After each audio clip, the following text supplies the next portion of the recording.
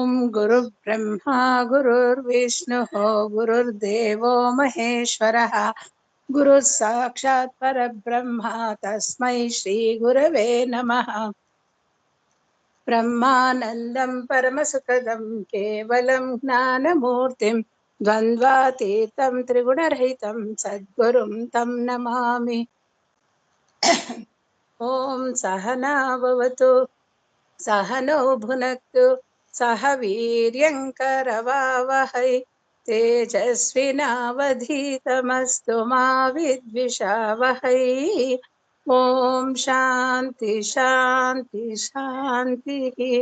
ಮಾತೃಭ್ಯೋ ನಮಃ ಪಿತೃಭ್ಯೋ ನಮಃ ಆಚಾರ್ಯೇಭ್ಯೋ ನಮಃ ಅತಿಥಿದೇವತಾಭ್ಯೋ ನಮಃ ರಾಷ್ಟ್ರದೇವತಾಭ್ಯೋ ನಮಃ ದರಿದ್ರ ನಾರಾಯಣ ದೇವತಾಭ್ಯೋ ನಮಃ. ಜೈ ಶ್ರೀರಾಮ್. ಇವತ್ತು ನಾವು ಜೀವಂತ ವೇದಾಂತ ಪುಸ್ತಕದಲ್ಲಿ ಮೊದಲನೆಯ ಪ್ರಕರಣ ಎರಡು ಪ್ರಕಾರದ ಜಿಜ್ಞಾಸುಗಳು. ಶಾಂಕರ ವೇದಾಂತ ಸರ್, ಜೀವಂತ ವೇದಾಂತ ಅಂತ ಇದ್ದೀರಾ? ಓ ಸಾರಿ, ಸೊ ಜೀವಂತ ವೇದಾಂತ ಆಗ್ತಾ ಓಕೆ ಸಾರಿ. ಸೊ ಇವತ್ತು ಶಾಂಕರ ವೇದಾಂತ ಸೌರಭದಲ್ಲಿ ಎರಡು ಪ್ರಕಾರದ ಜಿಜ್ಞಾಸುಗಳು ಮೊದಲನೇ ಪ್ರಕರಣ ಸ್ಟಡಿ ಗ್ರೂಪ್ ಇದೆ. ನೀವೇ ಆನ್ಸರ್ ಮಾಡಬೇಕಾಗಿದೆ. ನಾನು ಕೇಳ್ಕೊತಾ ಹೋಗ್ತೀನಿ, ಟ್ರೈ ಮಾಡಿ. ಏನು ಸುಲಭವಾಗಿರುತ್ತೆ, ಏನು ಕಷ್ಟ ಏನಿರಲ್ಲ. ಓಕೆ, ಪುಸ್ತಕ ತೆಗೆದರೆ ಒಳ್ಳೆಯದು. ಮೊದಲನೇ ಪೇಜಿಂದ, ಪೇಜ್ ನಂಬರ್ ಇದು 1 ಅಂತ 57 ಇರುತ್ತೆ ನೋಡಿ ನಿಮ್ಮ ಇದರಲ್ಲಿ. ಸೊ ಈಗ ಶಂಕರ ಭಗವತ್ಪಾದರು ಪ್ರಸ್ಥಾನತ್ರಯ ಭಾಷ್ಯಗಳಿಗೆ ಭಾಷ್ಯವನ್ನು ಬರೆದಿದ್ದಾರೆ. ಪ್ರಸ್ಥಾನತ್ರಯ, ಈ ಪ್ರಸ್ಥಾನತ್ರಯ ಭಾಷ್ಯ ಅಂತಂದರೆ ಏನು? ಗೋಕುಲ ಅವರೇ ಅಥವಾ ನೀವು ಕಲ್ಪನಾ ಅವರು ಯಾರಾದರೂ ಹೇಳ್ತೀರಾ? ಪ್ರಸ್ಥಾನತ್ರಯ ಭಾಷ್ಯ ಅಂದರೆ ಯಾವ್ಯಾವುದು? ಮೂರು ಅವಸ್ಥೆಗಳು, ಎಚ್ಚರ, ಕನಸು, ನಿದ್ದೆ. ಅಲ್ಲ, ಪ್ರಸ್ಥಾನತ್ರಯ ಭಾಷ್ಯ ನಿಮ್ಗೇನಾದರೂ ಗೊತ್ತಾ ಕಲ್ಪನಾ? ಸರಿ, ಹಲೋ, ಯಾರು? ಗೋಕುಲ. ಅದೇನಮ್ಮ, ಹೇಳಿಮ್ಮ. ಎಚ್ಚರ, ಕನಸು, ನಿದ್ದೆ ಮೂರು ಅವಸ್ಥೆಗಳದ್ದು ಭಾಷ್ಯ. ಅಲ್ಲ ಅಲ್ಲ, ಸರಿ ವಸಂತ ಅವರೇ ನೀವು ಹೇಳಿಮ್ಮ. ಅದೇ ಸರ್, 10 ಉಪನಿಷತ್ತುಗಳು, ಭಗವದ್ಗೀತೆ ಮತ್ತೆ ಬ್ರಹ್ಮಸೂತ್ರ, ಇವು ಮೂರು ಸೇರಿ ಪ್ರಸ್ಥಾನತ್ರಯಗಳು ಅಂತ ಹೇಳ್ತಾರೆ. ಇದಕ್ಕೆ ಭಾಷ್ಯ ರಚನೆ ಮಾಡಿರೋದು ಶಂಕರಾಚಾರ್ಯರು. ಯಾತ್ರಲ್ಲಿ ಮಾಡಿದ್ದಾರೆ? ಯಾವ ಲ್ಯಾಂಗ್ವೇಜ್ನಲ್ಲಿ ಮಾಡಿದ್ದಾರೆ? ಸಂಸ್ಕೃತದಲ್ಲಿ ಮಾಡಿದ್ದಾರೆ. ಶ್ಲೋಕಗಳು ಇರೋದು ಯಾವುದರಲ್ಲಿ? ಸಂಸ್ಕೃತದಲ್ಲೇ ಇರೋದು. ಸಂಸ್ಕೃತದಲ್ಲೇ ಇದೆ. ಸೊ ಈ ಪ್ರಸ್ಥಾನ ಅಂದರೆ ಏನು? ಅದರ ಅರ್ಥ ಏನು? ಪ್ರಸ್ಥಾನ ಹಾಗಂದ್ರೆ ಏನು? ವಿಚಾರನ ಎಲ್ಲರಿಗೂ ತಿಳಿಸ್ಕೊಡೋದು. ಪ್ರಸ್ಥಾನ ಅಂದರೆ ಹೊರಡೋದು ಅಂತ. ಪ್ರಸ್ಥಾನ ಅಂತಂದರೆ ಹೊರಡೋದು. ಎಲ್ಲಿಗೆ ಹೊರಡೋದು? ಮೋಕ್ಷಕ್ಕೆ ಹೋಗೋ ದಾರಿಗಳನ್ನ ತೋರಿಸ್ಕೊಡೋದಕ್ಕೆ ಪ್ರಸ್ಥಾನ ಅಂತ ಹೇಳ್ತಾರೆ. ಇದಕ್ಕೆ ತ್ರಯ, ಮೂರು. ಸರಿ, ಒಟ್ಟಿನಲ್ಲಿ ಸಂಸ್ಕೃತದಲ್ಲೇ ಮಂತ್ರಗಳಿದೆ, ಅದಕ್ಕೆ ಶಂಕರಾಚಾರ್ಯರು ಸಂಸ್ಕೃತನಲ್ಲೇ ಇದಕ್ಕೆ ಭಾಷ್ಯ ಬರೆದಿದ್ದಾರೆ. ಆದರೆ ಇದರ ಜೊತೆಯಲ್ಲಿ ಪ್ರಸ್ಥಾನತ್ರಯ ಭಾಷ್ಯದಲ್ಲಿ ಏನೇನಿರುತ್ತೆ? ಸ್ವಲ್ಪ ರಫ್ ಆಗಿ ಏನೇನಿರುತ್ತಮ್ಮ ಪ್ರಸ್ಥಾನತ್ರಯ ಭಾಷ್ಯದಲ್ಲಿ? ವಸಂತ ಅವರೇ ಹೇಳಿ. ಅದೇ ಸರ್, 5 ವಿಚಾರಗಳು, ಸಾರ್ವತ್ರಿಕ ಪೂರ್ಣಾನುಭವ ಅದ ಸರ್? ಅದಲ್ಲ, ಪ್ರಸ್ಥಾನತ್ರಯ ಭಾಷ್ಯಗಳಲ್ಲಿ ಪರಮಾರ್ಥ ತತ್ವನೇ ಹೇಳ್ತಾರೆ ಸರ್. ಅದು ಮೋಕ್ಷನೇ ಹೇಳ್ತಾ ಇರೋದು ಸರ್. ಮೂರೂನು ಒಂದೇ ಹೇಳ್ತಾ ಇದೆ ಸರ್. ಅದನ್ನು ನಮ್ಮ ಸ್ವರೂಪದ ಬಗ್ಗೆ, ಪರಮಾರ್ಥ ಸ್ವರೂಪದ ಬಗ್ಗೆನೇ ಹೇಳ್ತಾ ಇದೆ ಸರ್. ಇಲ್ಲಿ 3 ಭಾಗಗಳಿದೆ. ಉಪನಿಷತ್ತುಗಳು 10 ಉಪನಿಷತ್ತುಗಳು, ಭಗವದ್ಗೀತೆ, ಶ್ರುತಿ ಸ್ಮೃತಿ ಅಂತ, ಮತ್ತು ಸೂತ್ರ ಭಾಷ್ಯಗಳು. ಹೀಗೆ ಸೂತ್ರ ಭಾಷ್ಯಗಳಲ್ಲಿ ಜಡ್ಜ್ಮೆಂಟು, ಉಪನಿಷತ್ತುಗಳಲ್ಲಿ ತತ್ವದ ವಿಚಾರ, ಮತ್ತು ಭಗವದ್ಗೀತೆಯಲ್ಲಿ ಸಾಧನ ಪ್ರಧಾನವಾಗಿರುತ್ತೆ. ಇದು ಸಾಧನ ಪ್ರಧಾನ, ಉಪನಿಷತ್ತುಗಳು 10 ತತ್ವ ಪ್ರಧಾನ, ಮತ್ತು ಮಂತ್ರಗಳು ತರ್ಕ ಪ್ರಧಾನ, ಅಂದರೆ ಡಿಸಿಷನ್ ಕೊಡೋದು, ಕೋರ್ಟು ಜಡ್ಜ್ಮೆಂಟ್ ಕೊಡೋ ಹಾಗೆ ಅನ್ನೋದು ಗೊತ್ತಾಯಿತು. ಈ 10 ಉಪನಿಷತ್ತುಗಳನ್ನ ಸ್ವಾಮಿಗಳು ಕನ್ಸಿಡರ್ ಮಾಡೋದು ಶಂಕರಾಚಾರ್ಯರು ಮತ್ತೆ ಏನಾದರೂ ಮಾಡ್ತಾರಾ? ಶ್ರೀಧರ್ ಅವರೇ, ನಿಮ್ಗೆ ಏನಾದರೂ ಗೊತ್ತಿದ್ರೆ ಹೇಳಿ. ಶ್ರೀಧರ್ ಅವರು ಸರ್ ಹೇಳಿ ಸರ್, ಕೇಳಿ ಸರ್, ಇನ್ನೊಂದ್ಸಲ ಕೇಳಿ. ಈ 10 ಉಪನಿಷತ್ತುಗಳಿಗೆ ಭಾಷ್ಯ ಬರೆದಿದ್ದಾರೆ. ಹೌದು ಸರ್. ಇನ್ಯಾವುದಾದ್ರೂ ಇದಕ್ಕೆ ಯಾವುದಾದ್ರೂ ಕನ್ಸಿಡರ್ ಮಾಡ್ತಾರಾ? ಬೇರೆ ಉಪನಿಷತ್ತುಗಳು ಏನು ಮಾಡ್ತಾರೆ ಅವರು? ಏನಾದರೂ ಐಡಿಯಾ ಉಂಟಾ ಅದ್ರ ಬಗ್ಗೆ? ಇದು ಬಿಟ್ಟು ಬೇರೆ ಇದೆಯಾ ಅಂತನಾ ಸರ್? 10 ಬಿಟ್ಟು ಬೇರೆ ಉಪನಿಷತ್ತುಗಳಿದೆ ಅಂತನಾ, ಅಥವಾ ಬೇರೆ ಉಪನಿಷತ್ತುಗಳು ಇದೆ, 108 ಉಪನಿಷತ್ತುಗಳು ಇದೆ. ಆದರೆ ಶಂಕರಾಚಾರ್ಯರು ಯಾವುದನ್ನಾದರೂ ಕೆಲವು ಉಪನಿಷತ್ತುಗಳನ್ನ 10 ಬಿಟ್ಟು 10ಕ್ಕೆ ಭಾಷೆ ಬರೆದ್ಬಿಟ್ಟಿದ್ದಾರೆ. ಇನ್ಯಾವುದಾದ್ರೂ ಉಪನಿಷತ್ತುಗಳನ್ನ ಅವರು ಜ್ಞಾಪಕ ಮಾಡ್ತಾರಾ? ಈ ಉಪನಿಷತ್ನಲ್ಲೂ ಇದೆ ಅಂತ ಅದಕ್ಕೆ ಭಾಷೆ ಬರೆದಿಲ್ಲ. ಹಾಗೆ ಆ ಥರ ಯಾವುದಾದ್ರೂ ನಿಮಗೆ ಗೊತ್ತಾ? ಹೇಳ್ತಾರಾ? ಇನ್ನು 2 ಉಪನಿಷತ್ತುಗಳನ್ನ ಅಲ್ಲಲ್ಲಿ ಕೋಟ್ ಮಾಡ್ತಾರೆ ಸರ್. ಅಷ್ಟೇ ಬೇಕಾದ್ರೆ 2 ಉಪನಿಷತ್ತುಗಳನ್ನ ಅವರು ಕೋಟ್ ಮಾಡ್ತಾರೆ, ಬಟ್ ಅದಕ್ಕೆ ಭಾಷ್ಯ ಬರೆದಿಲ್ಲ. ಹಾಗಂದರೆ ಅವರಿಗೆ ಅದು ಸಮ್ಮತ ಇದೆ ಅಂತ ಅನ್ನೋದು. ಒಂದು ಮಹಾನಾರಾಯಣ ಉಪನಿಷತ್ತು, ಇನ್ನು ಒಂದೆರಡು ಮೂರು ಮಾಡ್ತಾರೆ. ಒಟ್ಟಿನಲ್ಲಿ 10 ಉಪನಿಷತ್ತುಗಳು ಮಾತ್ರ ಭಾಷ್ಯ ಬರೆದಿದ್ದಾರೆ. ಅಷ್ಟು ತಿಳ್ಕೊಂಡ್ರೆ ಸಾಕು ನಾವು. ಓಕೆ, ಇದು ಈ ಥರ ಭಾಷ್ಯಗಳನ್ನ ಓದಬೇಕಾದ್ರೆ ಹಿಂದೆ ಏನು ಮಾಡಿಟ್ಬಿಟ್ಟಿದ್ರು ಇವರು? ಈ ಭಾಷ್ಯ ಗ್ರಂಥಗಳ ಬೋಧವು ಕೇವಲ ಪಂಡಿತರ ಸೊತ್ತು ಮಾತ್ರವೇ ಮೀಸಲಾಗಿರುವ ಪದ್ಧತಿ ಅಂತ ಬಂದುಬಿಟ್ಟಿತ್ತು. ಯಾಕಂಗೆ? ನಮ್ಮ ಸಚ್ಚಿದಾನಂದ ಸರಸ್ವತಿ ಸ್ವಾಮಿಗಳು ಬಂದ ಮೇಲೆ ಬೇರೆ, ಅದಕ್ಕೆ ಮೊದಲು ಪಂಡಿತರ ಸೊತ್ತು ಅಂತ ಮಾಡಿದ್ರು. ಯಾಕೆ ಶ್ರೀಧರ್ ಅವರು? ಸಂಸ್ಕೃತದಲ್ಲಿತ್ತು ಅದೆಲ್ಲ. ಸಂಸ್ಕೃತ ಸಾಮಾನ್ಯ ಜ್ಞಾನ ಆಗಿರಲಿಲ್ಲ ಸಂಸ್ಕೃತ. ಅದು ಸಂಸ್ಕೃತ ಬಲ್ಲವರು ಮಾತ್ರ ಅದನ್ನ ಓದಕ್ಕೆ ತಿಳ್ಕೊಳ್ಳೋಕ್ಕೆ ಆರ್ರು ಅಂತ ಬಂದ್ಬಿಟ್ಟಿತ್ತು. ಅವ್ರು ಮಾತ್ರ ಮಾಡ್ತಾ ಇದ್ರು. ಅದಕ್ಕೆ ಅದರ ಜೊತೆಗೆ ಇನ್ಯಾವುದು ಇನ್ನು ಬೇರೆ ಪಾಯಿಂಟ್ಸ್ ಇದೆ? ಬ್ರಾಹ್ಮಣರು ಅನ್ನೋದು ಒಂದು ಇತ್ತಲ್ಲ ಸರ್ ಅವಾಗ. ವೇದ ವಿಜ್ಞಾನಗಳು ಬ್ರಾಹ್ಮಣರನ್ನೇ ಮಾಡಬೇಕು ಅನ್ನೋದು ತುಂಬಾ ಹಿಂದೆ ಅಲ್ಲ, ಇತ್ತೀಚೆಗೆ ಅವರು ಶಂಕರಾಚಾರ್ಯ ಬರೋ ಮೊದಲು ಅಷ್ಟೇ. ಈ ಬೇರೆ ಬೇರೆ ಮತಗಳು, ನಮ್ಮ ಬೌದ್ಧ ಜೈನ ಅದೆಲ್ಲ ಧರ್ಮಗಳು ಅದೆಲ್ಲ ಇದ್ದಾಗ ಅವರೆಲ್ಲ ಬಂದಿದೆ. ಅದಕ್ಕೆ ಅಲ್ವಾ ಸರ್ ಈ ನಮ್ಮ ವೇದಗಳಲ್ಲಿ ತುಂಬಾ ಕಷ್ಟ ಅರ್ಥ ಮಾಡ್ಕೊಳ್ಳೋದು, ಆ ಥರ ಅಂತಂದ್ರೆ ಬಂದಿರೋದು. ಇಲ್ಲ ಅದಕ್ಕೆಲ್ಲ. ವಸಂತ ಅವರೇ, ನೀವೇನಾದ್ರೂ ಆ್ಯಡ್ ಮಾಡ್ತೀರಾ ಇದಕ್ಕೆ? ವೇದಗಳೆಲ್ಲ ಸಂಸ್ಕೃತದಲ್ಲೇ ಇತ್ತು, ಅದು ಬರೋದು ಬ್ರಾಹ್ಮಣರಿಗೆ ಮಾತ್ರ ಆಗಿತ್ತು.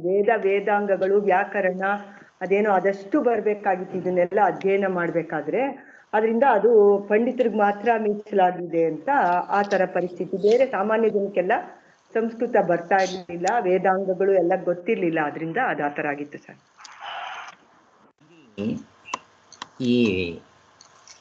ಈಗ ಇದು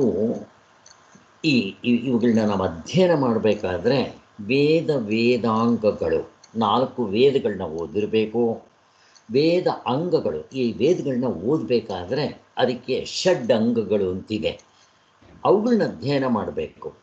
ಈ ವ್ಯಾಕರಣ, ನಿರುಕ್ತಿ, ಮತ್ತು ಛಂದಸ್ಸು, ಜ್ಯೋತಿಷ್ಯ, ಹೀಗೆ ಅವುಗಳನ್ನ ಅಧ್ಯಯನ ಮಾಡಬೇಕು. ಅವುಗಳೆಲ್ಲ ಅಧ್ಯಯನ ಮಾಡಿ 4 ವೇದಗಳನ್ನ ಓದ್ಕೊಂಡು ಆಮೇಲೆ ಇವುಗಳಿಗೆ ಬಂದು ಅರ್ಥ ಮಾಡಬೇಕು ಅಂತ ಮಾಡಿಬಿಟ್ಟಿದ್ರು ಅದು.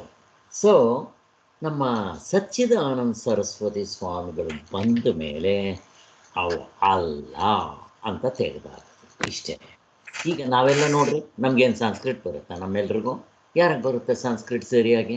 ಕನ್ನಡನೇ ಮಾತಾಡೋಕ್ಕೆ ಬರೋಲ್ಲ, ಕನ್ನಡ ಬರೆಯೋಕ್ಕೆ ಬರೋಲ್ಲ. ಇನ್ನು ಸಂಸ್ಕೃತವರೆಗೂ ಹೋಗೋದೇ ಬಂತು. ಆದ್ದರಿಂದ ಶಂಕರಾಚಾರ್ಯರು ಇದನ್ನು ಬರೆದಿರೋದು ನಾವು ಹಿಂದೆ ನೋಡಿದ್ವಲ್ಲ ಜೀವಂತ ವೇದಾಂತದಲ್ಲಿ. ಈ ವೇದಗಳು ಅಂದರೆ ಈ ಸರ್ವಧರ್ಮ, ಈ ಸರ್ವಧರ್ಮ ಅಂದರೆ ಈ ಸರ್ವರಿಗೂ ಆಗುವಂಥದ್ದನ್ನೇ ಮಾಡಬೇಕು ಅಂತ. ಸೊ ಅದು ಏನರ್ಥ? ಪ್ರತಿಯೊಬ್ಬರಿಗೂ ಪರಮಾತ್ಮನೇ ಆತ್ಮನಾಗಿರೋದರಿಂದ ಪ್ರತಿಯೊಬ್ಬರಿಗೂ ತಿಳ್ಕೊಳ್ಳೋದಕ್ಕೆ ಅಧಿಕಾರ ಇದೆ. ಆದ್ದರಿಂದ ಶಂಕರಾಚಾರ್ಯರು ಪಾಮರರಿಗೂ ಅರ್ಥ ಆಗಬೇಕು ಅಂತ ಬರೆದಿದ್ದಾರೆ. ಬಟ್ ಲ್ಯಾಂಗ್ವೇಜ್ ಬರದೇ ಇರ್ಬೋದು, ಅದು ಬೇರೆ. ಸೊ ನಮ್ಮ ಸಚ್ಚಿದಾನಂದ ಸರಸ್ವತಿ ಸ್ವಾಮಿಗಳು ಬಂದು ಇದು ಪ್ರತಿಯೊಬ್ಬರ ಸೊತ್ತು, ಯಾರು ಬೇಕಾದರೂ ಅರ್ಥ ಮಾಡ್ಕೋಬೋದು, ಸುಲಭವಾಗಿದೆ ಅಂತ ತೋರಿಸ್ಕೊಟ್ರು. ಈಗ ನಮ್ಮ ಸಚ್ಚಿದಾನಂದ ಸರಸ್ವತಿ ಸ್ವಾಮಿಗಳು ಬಂದು ತೋರಿಸಿದ್ದು ಯಾವ ಥರ? ಪ್ರತಿಯೊಬ್ಬರಿಗೂ ಅರ್ಥ ಆಗೋ ಹಾಗೆ. ಹೇಗೆ? ಸಾರ್ವತ್ರಿಕ ಪೂರ್ಣ ಅನುಭವದಿಂದ. ಸಾರ್ವತ್ರಿಕ ಪೂರ್ಣ ಅನುಭವ ಒಂದು, ಮತ್ತು ಇನ್ನೇನು ಆಮೇಲೆ ಅದರ ಜೊತೆಗೆ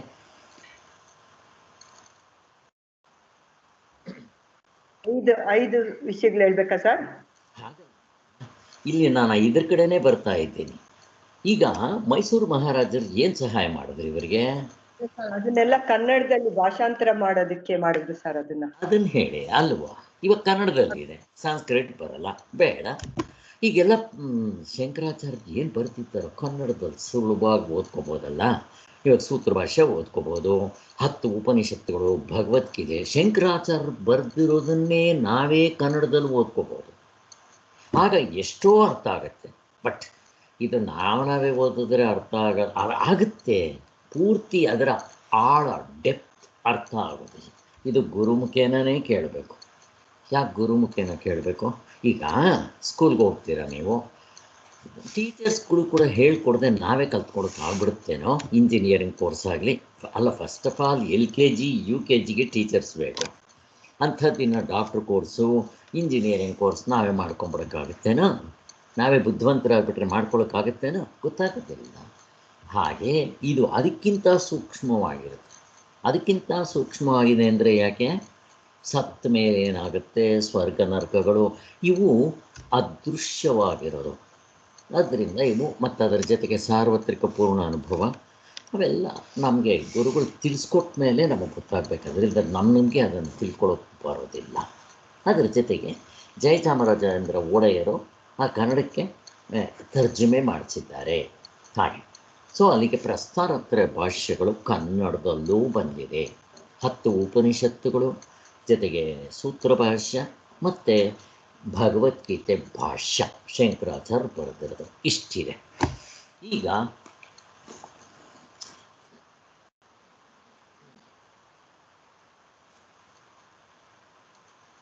ಅದರ ಜೊತೆಗೆ ಇನ್ನೇನು ಮಾಡಿದ್ದಾರೆ ಅವರು? ಮೈಸೂರು ಮಹಾರಾಜರೇನೋ ದುಡ್ಡು ಕೊಟ್ಟರು, ಪುಸ್ತಕಗಳೆಲ್ಲ ಮಾಡಿಬಿಟ್ರು. ಅದರ ಜೊತೆಗೆ ಸಚ್ಚಿದಾನಂದ ಸರಸ್ವತಿ ಸ್ವಾಮಿಗಳು ಇನ್ನೇನು ಮಾಡಿದ್ರು?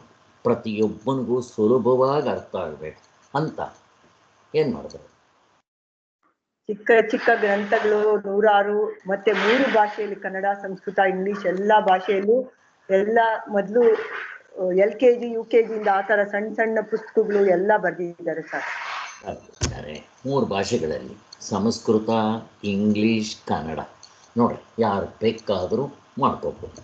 200 ಪುಸ್ತಕಗಳು, ಒಂದಲ್ಲ ಎರಡಲ್ಲ, ಅಷ್ಟೆಲ್ಲ ಬರೆದಿದ್ದಾರೆ.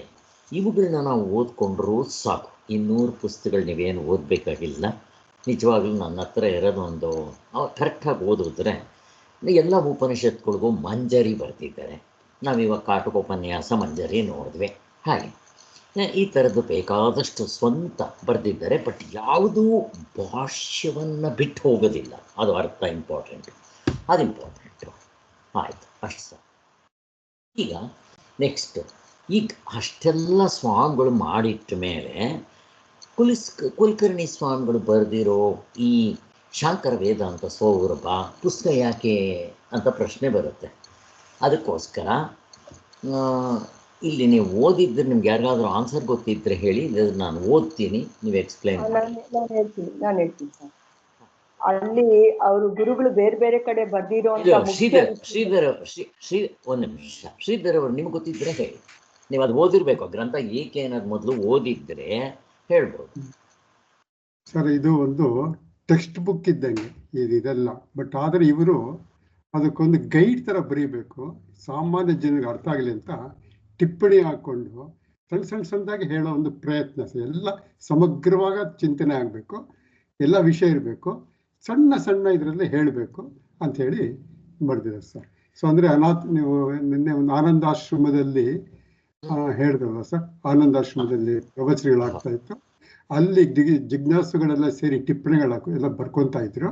ಅದನ್ನೆಲ್ಲ ಓಂಕಾರಪ್ಪನ ಇನ್ನಾರು ಹೇಳಿದ್ರಲ್ಲ ತಾವು, ಅನ್ನೋರು ಅದನ್ನು ಕಲೆಕ್ಟ್ ಮಾಡಿ ಇವ್ರಿಗೆ ಕೊಡ್ತಾರೆ.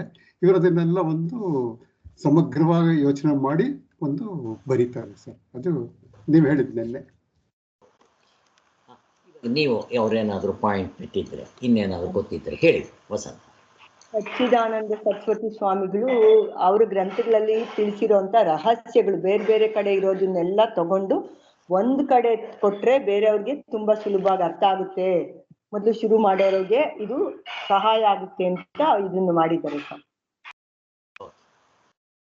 ಹೀಗೆ ಸಚ್ಚಿದಾನಂದ ಸರಸ್ವತಿ ಸ್ವಾಮಿಗಳ ಜೊತೆಯಲ್ಲಿ ಇವರು ಅವ್ರ ದೇಹ ಬಿಡೋವರೆಗೂ, ಯಾರು ಸಚ್ಚಿದಾನಂದ ಸರಸ್ವತಿ ಸ್ವಾಮಿಗಳು ಅಂದರೆ 75ಕ್ಕೆ ಅವ್ರ ದೇಹ ಬಿಟ್ಟಿದ್ದು, 1975. ಅಲ್ಲಿವರೆಗೂ 50ರಿಂದ ಇವ್ರಿಗೆ ಗುರುತಾಗಿದ್ದು, ದಾವಣಗೆರೆಯಲ್ಲಿ ಇವ್ರಿಗೆ ಗುರುತಾದರು. ಸೊ ಅದಕ್ಕೆ ಮೊದಲು ಇವರು ಕುಲಕರ್ಣಿ ಸ್ವಾಮಿಗಳು ಒಬ್ಬರು ಬೇರೆ ಗುರುಗಳ ಹತ್ರ ಪಾಠ ಕೇಳ್ತಾ ಇದ್ರು, ವೇದಾಂತದ ಪಾಠ. ಯಾವ ಥರ ಪಾಠ ಕೇಳ್ತಾ ಇದ್ದಿದ್ದವರು, ಈ ಎಲ್ಲರೂ ಕೇಳ್ತಾ ಇದ್ರಲ್ಲ, ಪಂಚಪಾದಿಕ ಭಾಮತಿಕಾರರು ಏನು ಹೇಳಿದ್ರೋ ಅದನ್ನೇ ಕೇಳಿದ್ದಿತ್ತು. ಆಮೇಲೆ ಇವರು ನಚಿಕೇತ ಮತ್ತು ಭಕ್ತ ಪ್ರಹ್ಲಾದ ಇವುಗಳೆಲ್ಲ ನಾಟಕಗಳನ್ನ ಮಾಡ್ತಾಯಿದ್ರು. ರಾತ್ರಿ ಮಾಡಿದ್ರೆ ಬೆಳಗ್ಗೆವರೆಗೂ ನಾಟಕಗಳು ಅಂದರೆ ಅವುಗಳನ್ನೆಲ್ಲ ಹಾರ್ಮೋನಿಯಂ ಇಟ್ಕೊಂಡು ಅವುಗಳ ಹರಕತೆ ಥರ ಮಾಡ್ತಾಯಿದ್ದವರು. ಪುರಾಣಗಳೆಲ್ಲ ಹೇಳೋದು ಮಾಡೋದು ಇಂಥವೆಲ್ಲ ಮಾಡ್ತಾರೆ, ನಳದಮಯಂತಿ ಕಥೆ ಇಂಥವೆಲ್ಲ ಮಾಡ್ತಾಯಿದ್ರು. ಹೀಗಿದ್ದುಕೊಂಡಾಗ ದಾವಣಗೆರೆಗೆ ಬಂದಾಗ ಸಚ್ಚಿದಾನಂದ ಸರಸ್ವತಿ ಸ್ವಾಮಿಗಳ ಪ್ರವಚನ ಇದ್ದಾಗ ಇವರು ಕೇಳಿದ ತಕ್ಷಣ ಎಷ್ಟು ಚೆನ್ನಾಗಿ ಆತ್ಮ ತೋರಿಸ್ಬಿಟ್ರಲ್ಲಪ್ಪ ಇವರು, ಅವಸರದಿಂದ ಇಷ್ಟು ಸುಲಭವಾಗಿದೆಯಾ ಅಂತ ಹೇಳಿ ಇವ್ರನ್ನ ಇಟ್ಕೊಂಡು ಒಟ್ಟು ಅವ್ರ ಜೊತೆಯಲ್ಲಿ ಸ್ವಾಮಿಗಳು ದೇಹ ಬಿಡೋವರೆಗೂ 25 ವರ್ಷಗಳ ಕಾಲ ಅವ್ರ ಜೊತೆಯಲ್ಲಿ ಸತತವಾಗಿದ್ದರು. ಅದರ ಜೊತೆಗೆ ಸ್ವಾಮಿಗಳು ಇವರಿಗೆ ಭಾಷ್ಯ ಮಾಡಿದ್ರು. ಭಾಷ್ಯ ಮಾಡಿ ಏನು ಹೇಳಿದ್ರು ಗೊತ್ತಾ? ಕುಲಕರ್ಣಿಯವರೇ, ನಾನೆಲ್ಲ ಭಾಷ್ಯ ಮಾಡಿದ್ದು, ನಿಮ್ಮ ಆರಾಧ್ಯ ದೈವ ದತ್ತಾತ್ರೇಯನೇ ನಿಮಗೆ ಭಾಷ್ಯವನ್ನು ಮುಂದಕ್ಕೆ ಹೇಳ್ಕೊಡ್ತಾರೆ. ಅವರು ಹೇಳ್ತಾರೆ. ಹೇಳಿದ್ಮೇಲೆ ಸರಿ ಅಂತಂದ್ಬಿಟ್ಟು ಅವರೇ ಅಧ್ಯಯನ ಮಾಡ್ತಾರೆ. ಭಾಷ್ಯ ಮಾಡೋದು ಅಂದರೆ ಯಾವುದೋ ಒಂದು ಭಾಷ್ಯದಲ್ಲಿ ಒಂದು ಉಪನಿಷತ್ ತಗೊಂಡು ಎಲ್ಲೋ ಒಂದು 4 ಗಂಟೆ ಹೇಳ್ಕೊಡ್ತಾರೆ ಅಷ್ಟೇ.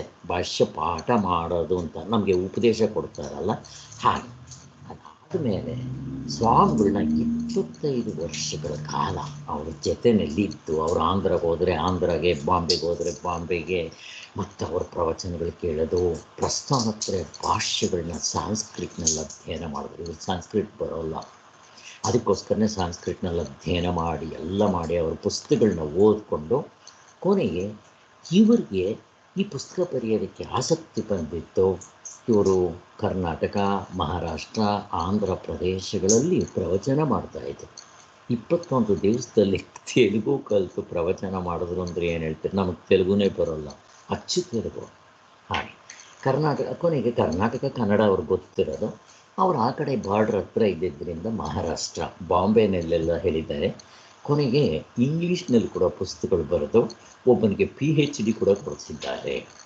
ಹೀಗೆ ಇವರು ಕರ್ನಾಟಕ, ಮಹಾರಾಷ್ಟ್ರ, ಆಂಧ್ರ ಪ್ರದೇಶದಲ್ಲಿ ಪ್ರವಚನಗಳು ಸ್ವಾಮಿಗಳ ರೀತಿಯಲ್ಲೇ ಮಾಡಿ, ಸ್ವಾಮಿಗಳನ್ನೇ ಪೂರ್ತಿ ಚೆನ್ನಾಗಿ ಅವ್ರನ್ನ ಫಾಲೋ ಮಾಡಿ, ಪ್ರಶ್ನೆಗಳು ಬಂದಾಗ ಅವ್ರ ಹತ್ರ ಕೇಳಿ ಮಾಡಿ ಎಲ್ಲ ಮಾಡಿ, ಕೊನೆಗೆ ಸ್ವಾಮಿಗಳದ್ದೆಲ್ಲ ಒಂದು ಪುಸ್ತಕಕ್ಕೆ ನಾವು ತಂದಿಟ್ಟರೆ ಚೆನ್ನಾಗಿರುತ್ತೆ ಅಂತ ಹೇಳಿ ಈ ಸೌರಭವನ್ನು ಬರೆದರು.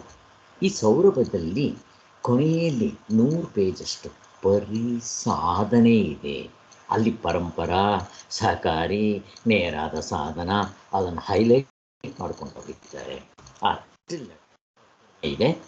ಮಿಕ್ಕಿರೋದು ಇಲ್ಲಿ ಈ ಪುಸ್ತಕಗಳು ನೋಡ್ಕೊಂಡು ಹೋದ್ರೆ ಗೊತ್ತಾಗುತ್ತೆ. ಶ್ರವಣ, ಮನನ, ನಿಧಿಧ್ಯಾಸನ ಇದ್ರ ಬಗ್ಗೆ ಎಲ್ಲ ಹೇಳ್ಕೊಂಡು ಹೋಗಿದ್ದಾರೆ. ಆದ್ದರಿಂದ ಇದನ್ನು ಪಠ್ಯ ಪುಸ್ತಕದ ಥರ ಇಟ್ಟಿದ್ದಾರೆ. ಮತ್ತು ಕಾಲೇಜ್ನಲ್ಲಿ ಇದರಲ್ಲಿ ಎಲ್ಲ ಲೈಬ್ರರಿಗಳಲ್ಲೂ ಕೂಡ ಈ ಪುಸ್ತಕವನ್ನು ಕಂಪಲ್ಸರಿ ಇಟ್ಟಿದ್ದಾರಂತೆ. ಮತ್ತು ಇದನ್ನು ಯಾರಾದರೂ PhD ಮಾಡೋದಕ್ಕೂ ಸಹಾಯ ಆಗುತ್ತೆ.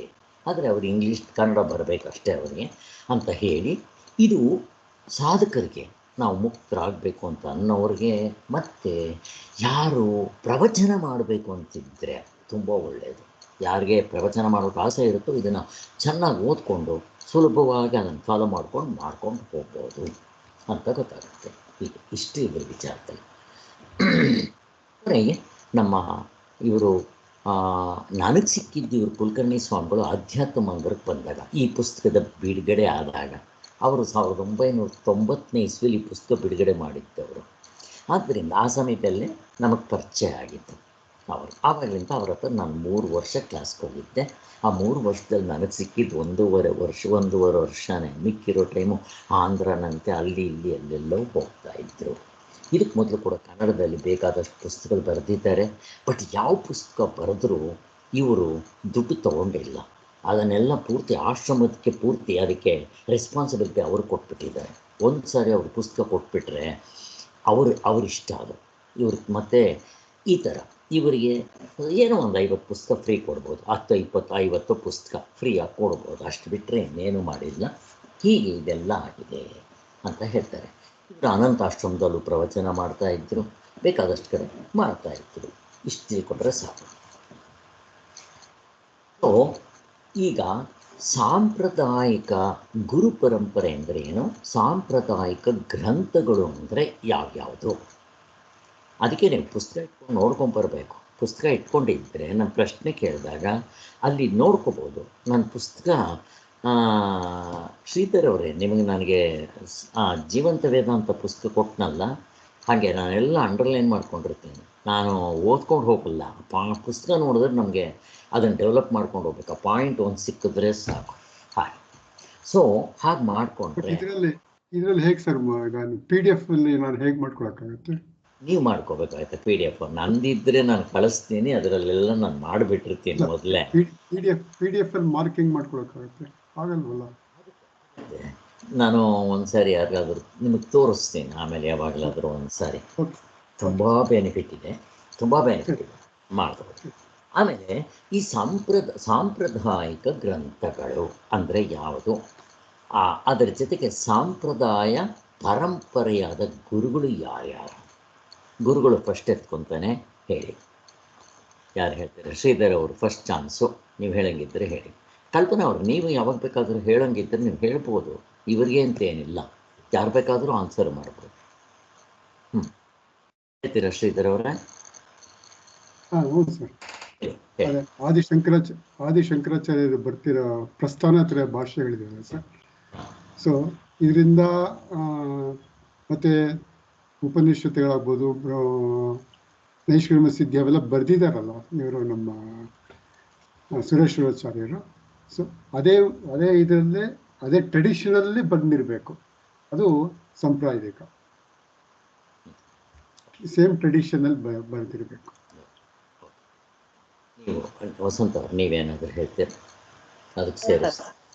ಇದು ಸಂಪ್ರದಾಯ ಅಂದ್ರೆ ಇವಾಗ ವೇದವ್ಯಾಸರು, ಅವ್ರ ಮಗ ಶುಕ ಮಹಾಮುನಿಗಳು, ಆಮೇಲಿಂದ ಗೌಡಪಾದರು, ಆಮೇಲಿಂದ ಗೋವಿಂದ ಭಗವತ್ಪಾದರು, ಆಮೇಲೆ ಶಂಕರ ಭಗವತ್ಪಾದರು, ಅವ್ರ ಶಿಷ್ಯರು ಸುರೇಶ್ವರಾಚಾರ್ಯರು, ಆಮೇಲಿಂದ ನಮ್ಮ ಸಚ್ಚಿದಾನಂದ ಗುರುಗಳು, ದೇವರಾಯ ಕುಲಕರ್ಣಿಗಳು, ಹಿಂಗೆ ಅವರಿಂದ ಬಂದಿರೋಂಥ ಪರಂಪರೆ. ಅಂದ್ರೆ ಅದು ಒಂದೇ ತರ ಬರ್ದಿರ್ಬೇಕು, ಅದು ಎಲ್ಲಾನು ಹೊಂದಿಕೆ ಆಗೋಂಗಿರ್ಬೇಕು ಗ್ರಂಥಗಳು. ಅದು ಸಾಂಪ್ರದಾಯಿಕ ಗ್ರಂಥಗಳು ಅಂತ ಬರ್ತದೆ. ಇನ್ನ ಈ ಗ್ರಂಥಗಳಲ್ಲಿ ಮುಖ್ಯವಾಗಿ 10 ಉಪನಿಷತ್ತುಗಳು ಶಂಕರಾಚಾರ್ಯರು ಭಾಷ್ಯ ಬರ್ದಿರೋಂಥದ್ದು. ಆಮೇಲಿಂದ ಇದು ಗೌಡಪಾದ ಕಾರಿಕೆಗಳು, ಅವರ ಪರಮ ಗುರುಗಳಾದ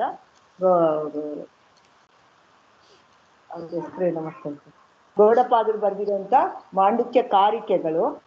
ಆಮೇಲಿಂದ ಶಂಕರಾಚಾರ್ಯರದ 10 ಉಪನಿಷತ್ ಭಾಷ್ಯ, ಮತ್ತೆ ಅವ್ರದ್ದು ನೈಷ್ಕರ್ಮ್ಯ ಇದು ಸಾರಿ ಇದು ಯಾವ್ದು ಉಪದೇಶ ಉಪದೇಶ ಸಾಹಸಿ ಅನ್ನೋದು.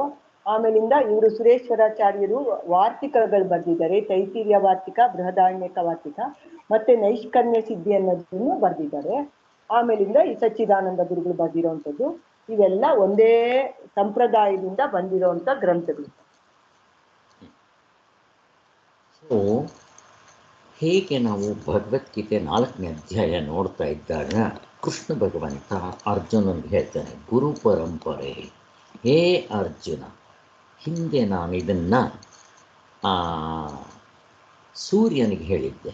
ಸೂರ್ಯ ತನ್ನ ಮಗನಾದ ಮನುವಿಗೆ ಹೇಳ್ದ, ಮನು ತನ್ನ ಮಗನಾದ ವಿವಸ್ವಂತ ಸೂರ್ಯ ಎರಡು ಒಂದೇ. ಅವನು ಇವನಿಗೆ ಹೇಳ್ದ, ಯಾರೋ ಇದು ಅಲ್ಲಿಂದ ಸ್ಟಾರ್ಟ್ ಆಗುತ್ತೆ, ರಾಮನ ಇದು ಕುಲ, ಯಾರೋ ಇಶ್ವಾಕು. ಹೀಗೆ ವಂಶ ಪರಂಪರೆ, ವಂಶ ಅಲ್ಲ ಇದು, ಇದು ಆಧ್ಯಾತ್ಮದ ಗುರು ಪರಂಪರೆ ಅಂತ ಹೇಳ್ತೀವಿ ಇದು. ಹಾಗೆ ಇಲ್ಲಿ ಶಂಕರಾಚಾರ್ಯರಿಗಿಂತ ಹಿಂದೆ ಯಾರ್ಯಾರೋ ಭಾಷೆಗಳು ಬರೆದಿದ್ದಾರೆ, ಬಟ್ ನಮ್ಗೆ ಅದು ಯಾವುದೂ ಸಿಕ್ಕಿಲ್ಲ. ತುಂಬ ಹಳೇ ಕಾಲದ್ದು ಅಂದರೆ ನಮಗೆ ಸಿಕ್ಕಿರೋದರಲ್ಲಿ ಒರಿಜಿನಲ್ ಆಗಿರೋದು ಶಂಕರಾಚಾರ್ಯರದೇ ಅಂತ ಹೇಳೋದು ಪ್ರಪಂಚದಲ್ಲಿ ಎಲ್ಲರೂ ಒಪ್ಕೊತಾರೆ. ಈ ಪ್ರಸ್ಥಾನತ್ರಯ ಭಾಷೆಗಳು ಬಿಟ್ಟರೆ ಇನ್ಯಾವುದೂ ಇಲ್ಲ. ಹಿಂದೆ ಬರೆದಿರೋರು ಇದ್ದಾರೆ, ನಮಗೆ ಸಿಕ್ಕಿಲ್ಲ. ಆದರೂ ಶಂಕರಾಚಾರ್ಯ ಹೇಳ್ತಾರೆ, ಇದಕ್ಕೆ ಹಿಂದೆ ಬೇಕಾದಷ್ಟು ಜನ ಭಾಷ್ಯ ಬರೆದಿದ್ದಾರೆ. 3 ಜನ ಹೇಳ್ತಾರೆ, ಔಡುಲೋಮಿ ಮತ್ತು ಕಾಸತ್ ಕೃಷ್ಣರು. ಹೀಗೆ ಅದರಲ್ಲಿ ಒಬ್ಬರು ಬರೆದಿರೋದು ನಮ್ಮ ವೇದಾಂತಕ್ಕೆ ಕರೆಕ್ಟಾಗಿ ಹೊಂದುತ್ತೆ, ಮಿಕ್ಕದವ್ರು ಹೊಂದಲ್ಲ. ಅಂದರೆ ಸತ್ ಮೇಲೆ ಮೋಕ್ಷ ಅಂತ ಹೇಳೋರು ಹಿಂಗೆಲ್ಲ ಏನೇನೋ ಇದೆ ಅದರಲ್ಲಿ, ಭೇದ ಭೇದ ಭೇದ ಭೇದ ಹೀಗೆಲ್ಲ ಅವರು ಹೇಳ್ತಾರೆ. ಶಂಕರಾಚಾರ್ಯ ಕೂಡ ಅದನ್ನು ಹೇಳ್ಕೊಂಬಂದಿದ್ದಾರೆ.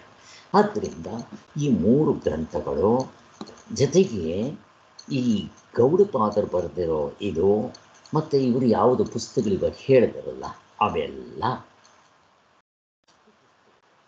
ಸಚ್ಚಿದಾನಂದ ಸರಸ್ವತಿ ಸ್ವಾಮಿಗಳು ಇನ್ನೂ ಪುಸ್ತಕಗಳು ಬರೆದಿದ್ದಾರಲ್ಲ ಅವುಗಳು ತಗೊಳ್ರಿ. ಕುಲಕರ್ಣಿ ಸ್ವಾಮಿಗಳು ಬರೆದಿದ್ದಾರಲ್ಲ ಅವರು ಒಂದು 10 ಪುಸ್ತಕಗಳು ಬರೆದಿದ್ದಾರೆ. ನಮ್ಮ ಕೊನೆಗೆ ಇವರು ಯಾರು ಲಕ್ಷ್ಮೀ ನರಸಿಂಹ ಮೂರ್ತಿಗಳು ಸಚ್ಚಿದಾನಂದ ಸರಸ್ವತಿ ಸ್ವಾಮಿಗಳ ಮೊದಲನೇ ಶಿಷ್ಯರು. ಅವ್ರನ್ನ ಅಜ ಅಂತಂದರೆ ಅಣ್ಣ ಅಂತ ಕರೀತಾರೆ. ಹಂಗ ಜ್ಞಾನಾನಂದೇಂದ್ರ ಸರಸ್ವತಿ ಸ್ವಾಮಿಗಳು ಅನ್ನೋದು ಅವ್ರನ್ನೇನಾ ಸರ್? ಇಲ್ಲ ಇಲ್ಲ ಇಲ್ಲ, ಲಕ್ಷ್ಮೀ ನರಸಿಂಹಮೂರ್ತಿಗಳು. ಅವ್ರು ಇವಾಗೆಲ್ಲ ದೇಹ ಬಿಟ್ಟಿದ್ದಾರೆ, ನಾವೆಲ್ಲ ನೋಡಿದ್ವಿ. ಅವರು ಇಲ್ಲ ಇಲ್ಲ, ಲಕ್ಷ್ಮೀ ನರಸಿಂಹಮೂರ್ತಿಗಳು, ವಿಠ್ಠಲ ಶಾಸ್ತ್ರಿಗಳು ಅವ್ರು ಯಾರೂ ಅಲ್ಲ. ಅವ್ರ ಫೋಟೋ ತೋರಿಸ್ತೀನಿ ನಾನು.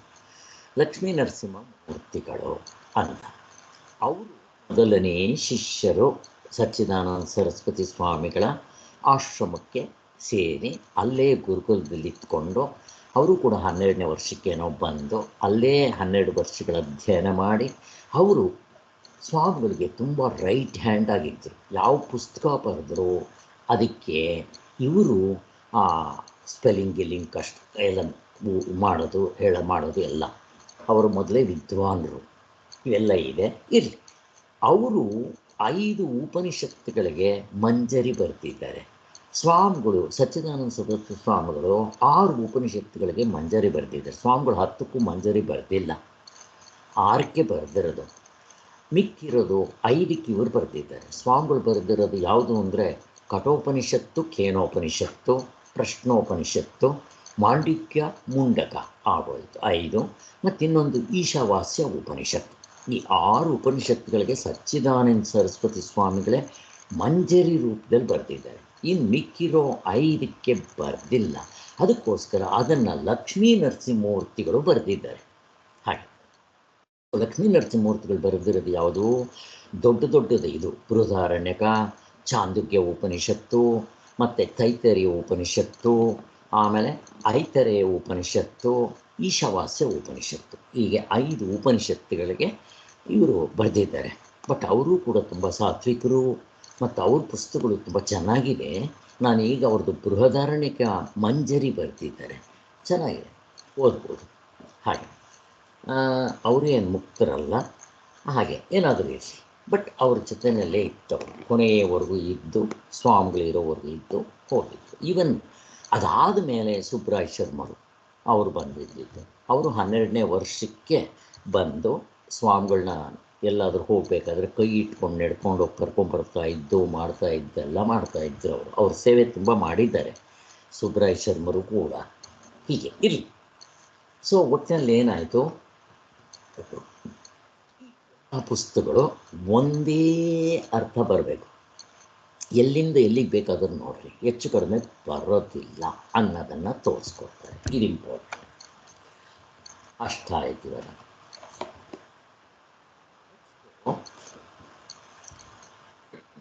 ಇಲ್ಲಿವರೆಗೂ ಇವಿಷ್ಟು ಪುಸ್ತಕಗಳು ನಾವೇನು ಹೇಳಿದೆವು, ಪರಿಶುದ್ಧವಾದ ಸಂಪ್ರದಾಯ ಗ್ರಂಥಗಳು.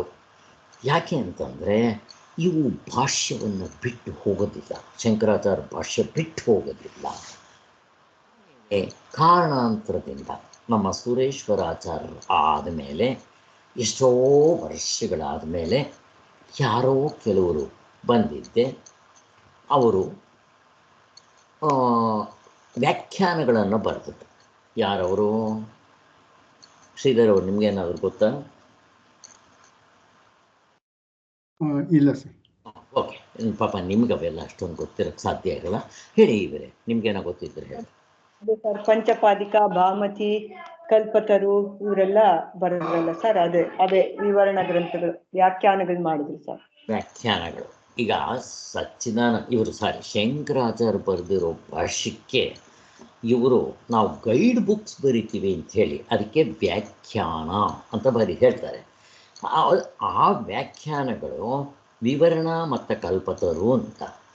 ಪಂಚಪಾದಿಕ ಅಂತಂದರೆ ಇವರು ಸೂತ್ರ ಭಾಷ್ಯದ 5 ಮಂತ್ರಗಳಿಗೆ ನಾವು ಎಲ್ಲದಕ್ಕೂ ಭಾಷೆ ಬರೆದ್ಬಿಡ್ತೀವಿ ಅಂತ ಹೋಗಿ ಬರೀದೆ 5ಕ್ಕೆ ಬರಿತೀವಿ ಅಂತ ಹೇಳಿ 4ಕ್ಕೇನೋ ಬರೆದಿದ್ದಾರೆ ಅಷ್ಟೇ.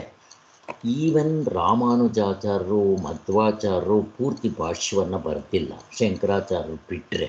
ಅವರು ಕೂಡ ನಾವು ಭಾಷ್ಯ ಬರಿತೀವಿ ಅಂತ ಹೇಳಿದ್ದಾರೆ, ಅವರು ಪೂರ್ತಿಯನ್ನು ಬರೆದಂಗಿಲ್ಲ.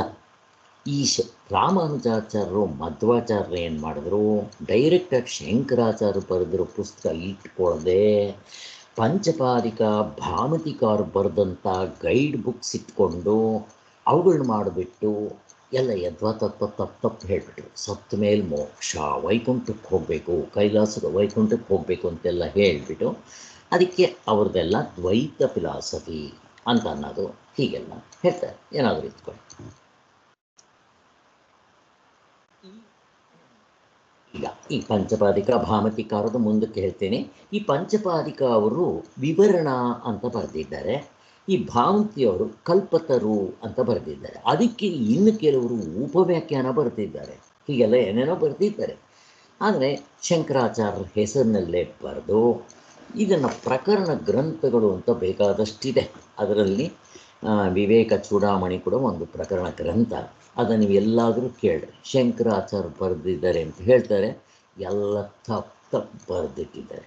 ಆದ್ದರಿಂದ ಅವುಗಳು ಓದ್ಬೋದು, ಓದೋದ್ರೆ ತಪ್ಪಿಲ್ಲ, ಬಟ್ ಅದು ನಮ್ಮನ್ನು ಡೈರೆಕ್ಷನ್ ತಪ್ಪಿಸುತ್ತೆ, ಹಾಗೆಲ್ಲ ಇರುತ್ತೆ. ಅದು ಎಷ್ಟೋ ಕಡೆ ವಿರುದ್ಧವಾದ ಅರ್ಥ ಬರೋ ಹಾಗೂ ಬರೆದುಬಿಟ್ಟಿದ್ದಾರೆ, ಶಂಕರಾಚಾರ್ಯರಿಗಿಂತ ವಿರುದ್ಧವಾಗಿ.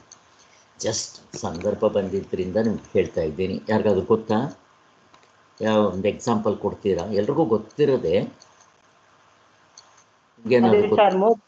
ಮೋಕ್ಷ ಆದ್ರೂನು ಅವಿದ್ಯೆ ಅನ್ನೋದು ಇರುತ್ತೆ ನಮ್ಗೆ ಅಂತ ಹೇಳ್ತಾರೆ ಸರ್. ಕನಸಿನಲ್ಲಿ ನಮ್ಗೆ ಏನೋ ಬೇರೆ ಕಾಣಿಸುತ್ತಲ್ಲ, ಅದೆಲ್ಲ ಅವಿದ್ಯೆ ಇದೆ, ಮೋಕ್ಷ ಆಗೋದಿಲ್ಲ ಅಂತೆಲ್ಲ ಹೇಳ್ತಾರೆ ಸರ್. ಮೂಲ ಅವಿದ್ಯೆ ಅಂತ ಇವರು ತಗೊಂಡ್ಬರ್ತಾರೆ. ಈ ಪಂಚಪಾದಿಕ ಭಾಮತಿಕಾರರು ಮೂಲ ಅವಿದ್ಯೆ ಇದೆ. ಸಚ್ಚಿದಾನಂದ ಸರಸ್ವತಿ ಸ್ವಾಮಿಗಳದ್ದು ಪ್ರಸ್ಥಾನತ್ರಯ ಭಾಷ್ಯದಲ್ಲಿ ಹಗಲಿನಲ್ಲೇ ನೀವು ಹುಡುಕಿದ್ರೆ ಸಿಗೋಲ್ಲ. ಯಾರು ಎಲ್ಲಿ ಎಳೆದಿದ್ದಾರೆ ಬರೆದಿದ್ದಾರೆ ತೋರಿಸ್ರಿ ಯಾರಾದರೂ ಅಂತ ಪಣ ತೊಟ್ಟರು. ಈ ಪ್ರಪಂಚದಲ್ಲಿ ಯಾರು ಬಂದು ನಿಂತ್ಕೊಂಡು ಉತ್ತರ ಕೊಡೋಕ್ಕಾಗಲಿಲ್ಲ.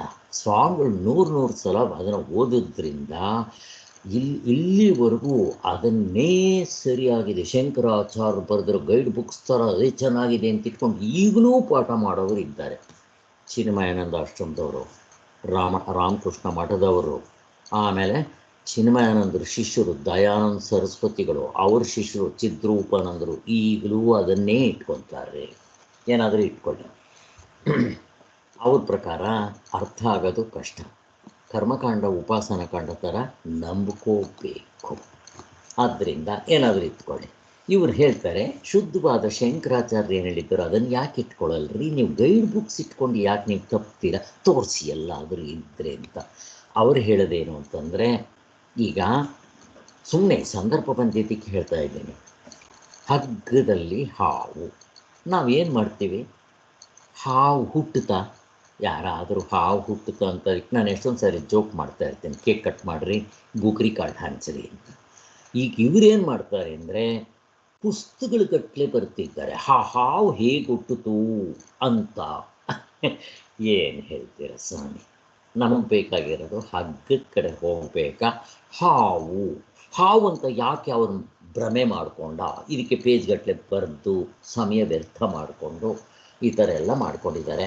ಹಾಗೆ ಈಗ ಆ ಹಾವು, ಅದಕ್ಕೆ ಅವರು ಹಾಗೆ ಗಾಢನಿದ್ರೆಯಲ್ಲಿ ಈಗ ನಮಗೆ ಗೊತ್ತಿರೋದು ಅವಿದ್ಯೆ ಇದೆ ಅಷ್ಟೇ, ಅವಿದ್ಯೆ ಅಂತೀವಿ. ಅವಿದ್ಯೆಯಲ್ಲಿ ಮೂರೇ ಶಂಕರಾಚಾರ್ಯ ಬಿಟ್ಟಿಟ್ಟು ತೋರಿಸ್ತಾರೆ, ಮೂರು ಅವಿದ್ಯೆ. ಯಾವುದದು ಏನು ಗೊತ್ತಾ ಹೇಳಿ? ಅದೇ ಸರ್, ಅಗ್ರಹಣ, ಅನ್ಯತಾಗ್ರಹಣ, ಸಂಶಯಾಗ್ರಹಣ ಅಷ್ಟೇ. ಪರಮಾರ್ಥ ಚಿಂತಾಮಣಿಯಲ್ಲಿ ಹೇಳಿರೋದು ಏನದು, ಇದ್ದದ್ದನ್ನಿದ್ದ ತಿಳ್ಕೊಳ್ಲಿಲ್ಲ. ಗಾಢನಿದ್ರೆಯಲ್ಲಿ ಎಚ್ಚರ ಕನಸನ್ನ ತಪ್ಪಾಗಿ ಸಂಶಯ, ಇದು ವಿಪರೀತವಾಗಿ ತಿಳ್ಕೊಂಡ್ವಿ.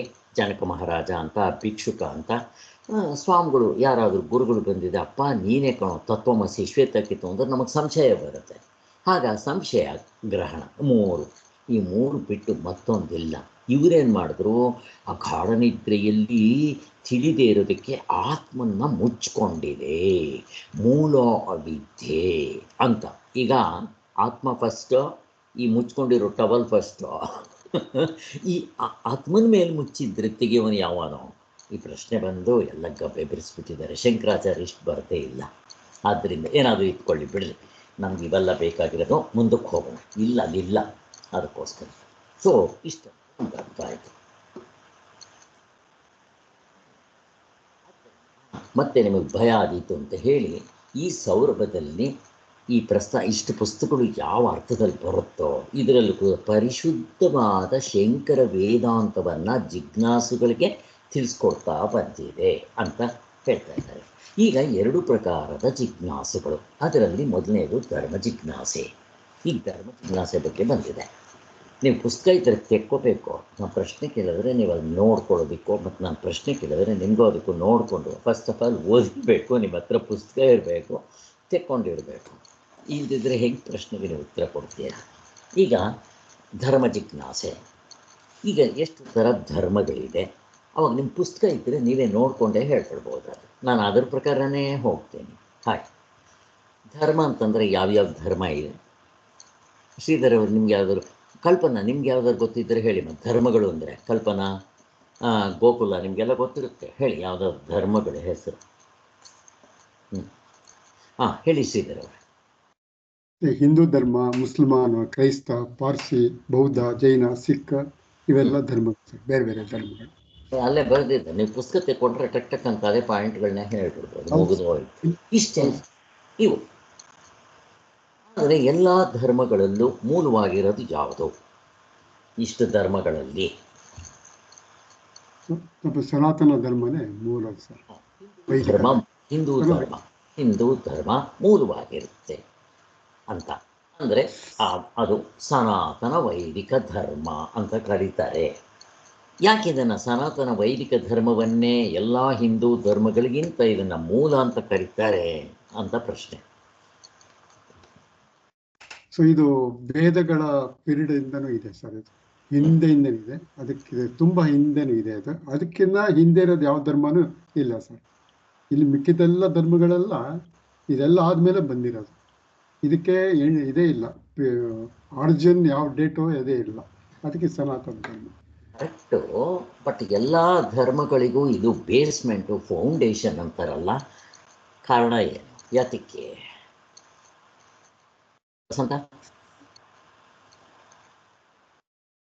ಇದು ಸಾರ್ವತ್ರಿಕ ಪೂರ್ಣ ಅನುಭವದ ಮೇಲೆ ನಿಂತಿದೆ ಸರ್. ಇದು ನಮ್ಮ ಅನುಭವದಲ್ಲೇ ಇರುವಂತದ್ದು. ಅದರಿಂದ ಎಲ್ಲಾ ಧರ್ಮಕ್ಕೂ ಇದೇ ಮೂಲ ಸರ್. ಇಲ್ಲಿ ಬ್ರಹ್ಮ ಜಿಜ್ಞಾಸೆ ಹೇಳಿದೆ, ಮೋಕ್ಷ ಹೇಳಿದೆ. ಬೇರೆ ಧರ್ಮದಲ್ಲಿ ಮೋಕ್ಷ ಹೇಳಿಲ್ವಾ? ಇಲ್ಲ ಸರ್. ಯಾರು ಹೇಳಿದ್ರ? ಹೇಳಿದ್ದಾರೆ. ಆದ್ರೆ ಅದು ಕಾಲಾಂತರ ದೇಶಾಂತರ ಸರ್. ಬೇರೆ ಧರ್ಮಗಳಲ್ಲೂ ಮೋಕ್ಷ ಹೇಳಿದ್ದಾರೆ. ಮೋಕ್ಷ ಅಂದರೆ ಸತ್ತ ಮೇಲೆ ಆ ಲೋಕಕ್ಕೆ ಹೋದ್ರೆ ಅದೇ ಮೋಕ್ಷ ಅವ್ರ ಪ್ರಕಾರ. ಇವಾಗ ಸ್ವರ್ಗಕ್ಕೆ ಹೋಗ್ತೀರಾ, ಅದು ಮೋಕ್ಷ ಅಷ್ಟೇ, ಮುಗಿದೋಯ್ತು ಅವ್ರ ಪ್ರಕಾರ. ಈಗ ನಿಮ್ಮ ರಾಮಾನುಜಾಚಾರ್ಯ ಮಧ್ವಾಚಾರ್ಯ ಪ್ರಕಾರ ಏನು? ಸತ್ತ ಮೇಲೆ ನೀವು ವೈಕುಂಠಕ್ಕೆ ಹೋಗ್ತೀರಾ ಅಷ್ಟೇ, ಅದೇ ಮೋಕ್ಷ. ಅವನು ಇರ್ತಾನೆ, ನೀವು ಇರ್ತೀರ ಅಷ್ಟೇ. ಅಕಸ್ಮಾತ್ ಅವನು ಕೋಪ ಮಾಡಿಕೊಂಡ್ರೆ ಏನು ಮಾಡ್ತೀರಾ? ಅಕಸ್ಮಾತ್ ನನಗೆ ಶಾಪ ಕೊಟ್ಟರೆ, ಅಕಸ್ಮಾತ್ ನನಗೆ ಹೊಟ್ಟೆ ಕಿಚ್ಚು ಬಂದರೆ ನಾನು ಯಾವಾಗಪ್ಪ ಇವನಂಗಾಗೋದು ಅಂತ ಭಯ, ಹೊಟ್ಟೆ ಕಿಚ್ಚು, ಕಾಮಕ್ರೋಧಗಳು, ಲೋಭ ಮೋಹಗಳು ಇದೆ ಅಂತ ಆಯ್ತು ಅಲ್ಲಿಗೆ. ಮತ್ತು ಇದನ್ನು ನಾನು ನಂಬ್ಕೋಬೇಕು. ಯಾರೋ ಹೇಳ್ತಾರೆ ಅಂತ, ಯಾವನು ಬಂದು ಹೇಳಿದ್ದಾನೆ ನಾನು ವೈಕುಂಠಕ್ಕೆ ಹೋಗಿದ್ದೆ ಅಲ್ಲಿದ್ದೆ ಅಂತ ಯಾರಾದರೂ ಹೇಳಿದ್ದಾರ? ನಂಬ್ಕೋಬೇಕೀಗ. ಬಟ್ ಅವು ಸೆರೆ ಇದೆ, ನಾವು ಹೇಳ್ತೀವಿ. ಬಟ್ ಈ ಬ್ರಹ್ಮ ಜಿಜ್ಞಾಸ ಅನ್ನೋದು ಏನು ಪ್ರಶ್ನೆ ಕೇಳ್ತಾ ಇದ್ದೀನಿ, ಅದನ್ನು ನಂಬ್ಕೋಬೇಕು. ಇದಾದರೆ ಪ್ರಶ್ನೆ ಸರ್. ಬ್ರಹ್ಮ ಜಿಜ್ಞಾಸ ಅಂದರೆ ದೇವ್ರ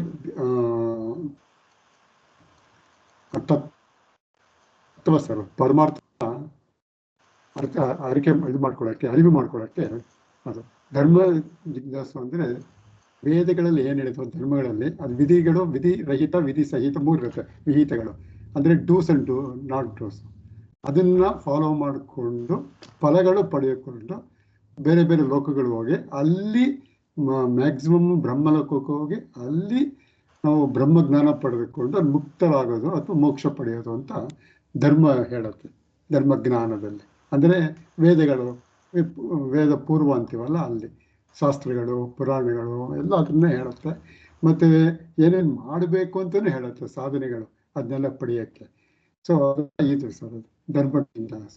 ಬ್ರಹ್ಮಜ್ಞಾಸ ಅಂದರೆ ಬ್ರಹ್ಮತತ್ವ ಅಂದರೆ ಪರಮಾತ್ಮ ತತ್ವದನ್ನೇ ಪಡೆಯೋದಕ್ಕೆ. ಅದು ಯಾವ ಕಾಲಕ್ಕೂ ಪ್ರತ್ಯಕ್ಷವಾಗೇ ಆಗುತ್ತೆ, ಅದು ಇನ್ಸ್ಟೆಂಟ್ ಆಗಿ ಅದನ್ನು ಪಡೆಯೋದಕ್ಕೆ ಅದು ಬ್ರಹ್ಮ ಜಿಜ್ಞಾಸ ಅಂತ. ವಸಂತ ಅವರು ನೀವೇನಾದರೂ ಹೇಳ್ತೀರಾ? ಈಗ ನನ್ನ ಪ್ರಶ್ನೆ ಹೇಳಿ ಸರ್, ಬದುಕಿ ಜೀವ ಇರುವಾಗ್ಲೇ ನಾವು ಮೋಕ್ಷ ಪಡ್ಕೊಬಹುದು ಅನ್ನೋದನ್ನ ಈ ಒಂದು ವೇದಾಂತದಲ್ಲಿ ಮಾತ್ರ ಹೇಳಿರೋದು, ಇನ್ಯಾವುದ್ರಲ್ಲೂ ಹೇಳಿಲ್ಲ ಸರ್. ಅದು ಇಂಪಾರ್ಟೆಂಟು. ಇವರು ಹೇಳಿದ್ರು ಶ್ರೀಧರ್ ಅವರು, ಬಟ್ ಅದನ್ನು ಅಷ್ಟು ಹೈಲೈಟ್ ಮಾಡಲಿಲ್ಲ. ಈಗ ಧರ್ಮ ಜಿಜ್ಞಾಸೆಗೂ ಬ್ರಹ್ಮ ಜಿಜ್ಞಾಸೆಗೂ ವ್ಯತ್ಯಾಸ ಏನು ಅಂದರೆ, ಬ್ರಹ್ಮ ಜಿಜ್ಞಾಸೆ ಈಗಲೇ ಇಲ್ಲೇ ಇನ್ಸ್ಟೆಂಟ್ ಫಲ. ಮುಕ್ತರಾದವರು ಇದ್ದಾರೆ, ನೀವು ಸಾಧನೆ ಮಾಡಿರಿ, ಮುಕ್ತರಾಗ್ತೀರ. ಈಗ ಸ್ವರ್ಗ ನರಕ, ಕೈಲಾಸ, ವೈಕುಂಠ ಅವ್ರ ಪ್ರಕಾರ ಏನೋ ಸ್ವರ್ಗ ನರಕಕ್ಕೆ ಹೋಗಿದ್ದು, ಇದನ್ನೇನು ಮಾಡಬೇಕು? ಯಾರಾದರೂ ಬಂದು ಹೇಳಿದ್ದಾರಾ? ನಂಬ್ಕೋಬೇಕಿದು. ಆದ್ದರಿಂದ ಈ ಬೇರೆ ಧರ್ಮಗಳಲ್ಲಿ ಎಲ್ಲ ನಂಬ್ಕೋಬೇಕು, ನಮ್ಮದು ಅಷ್ಟೇ ಹಿಂದೂ ಧರ್ಮ ನಂಬ್ಕೋಬೇಕು. ಬಟ್ ನನ್ನ ಹಿಂದೂ ಧರ್ಮದ ಹೆಚ್ಚುಗಾರಿಕೆ ಏನು ಅಂದರೆ, ಇಲ್ಲಿ ಬ್ರಹ್ಮ ಜಿಜ್ಞಾಸೆ ಬದುಕಿರುವಾಗಲೇ ಮೋಕ್ಷ ಆಗುತ್ತೆ ಅಂತ ಹೇಳೋದು ಹಿಂದೂ ಧರ್ಮ ಮಾತ್ರ ಭಗವದ್ಗೀತೆಯಲ್ಲಿ.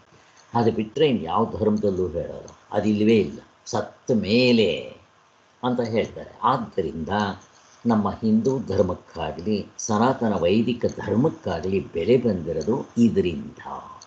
ಈಗ ಯಾವಾಗ ಇದರಿಂದ ಅನುಭವದಲ್ಲಿ ಹೊಂದುತ್ತೋ ಆ ಪಾಯಿಂಟನ್ನು ಹಿಡ್ಕೊಂಡು ಏನು ಮಾಡ್ತಾರೆ ಇವಾಗ. ಈಗ ಈ ಪಾಯಿಂಟಿಂದ ಬೇರೆದಕ್ಕೆ ಏನು ಬೆನಿಫಿಟ್ ಆಯಿತು ಪ್ರಶ್ನೆ ಕೇಳ್ತಾರೆ. ವಸಂತ ಅವರೇ ಹೇಳ್ತೀರಾ? ಹುಡುಗರು ಏನೋ ಮಾತಾಡಿದ್ರು, ಸಾರಿ ಸರ್ ಕೇಳಿಸ್ತಿಲ್ಲ ಅದೇನು ಅಂತ. ಓಕೆ. ಆದ್ದರಿಂದ ಇಲ್ಲಿ ನೋಡ್ರಿ, ಹೇಳಿ ಸಿಗರವ್ರೆ. ಇಲ್ಲಿ ನಂಬಿಕೆ ಇಟ್ಕೊಳ್ಳೋ ಕೆಲಸ ಇಲ್ಲ ಸರ್. ಅಲ್ಲಿ ಪ್ರತ್ಯಕ್ಷ ಅನುಭವದಲ್ಲಿ ಸಿಗತ್ತೆ, ತತ್ವದಲ್ಲಿ ಇಟ್ಕೋಬೋದು. ಬಟ್ ಬೇರೆ ಧರ್ಮಗಳೆಲ್ಲ ಏನಂದರೆ ಅವರವರ ಒಂದು ಸಿದ್ಧಿಗಳು ಅಥವಾ ಅವರವರು ದರ್ಶನಕಾರರೇ ಹೇಳಿರೋದು ಅವರ ಅನುಭವ, ಸ್ವಂತ ಅನುಭವದಲ್ಲಿ ಹೇಳಿರ್ತಾರೆ. ಈ ಸಾರ್ವತ್ರಿಕವಾದ ಅನುಭವದಲ್ಲಿ ಇದು ಬಂದಿದೆ ಸರ್. ಅದಕ್ಕೆ ತುಂಬ ಅನುಕೂಲ ಇದೆ ನಮಗೆ.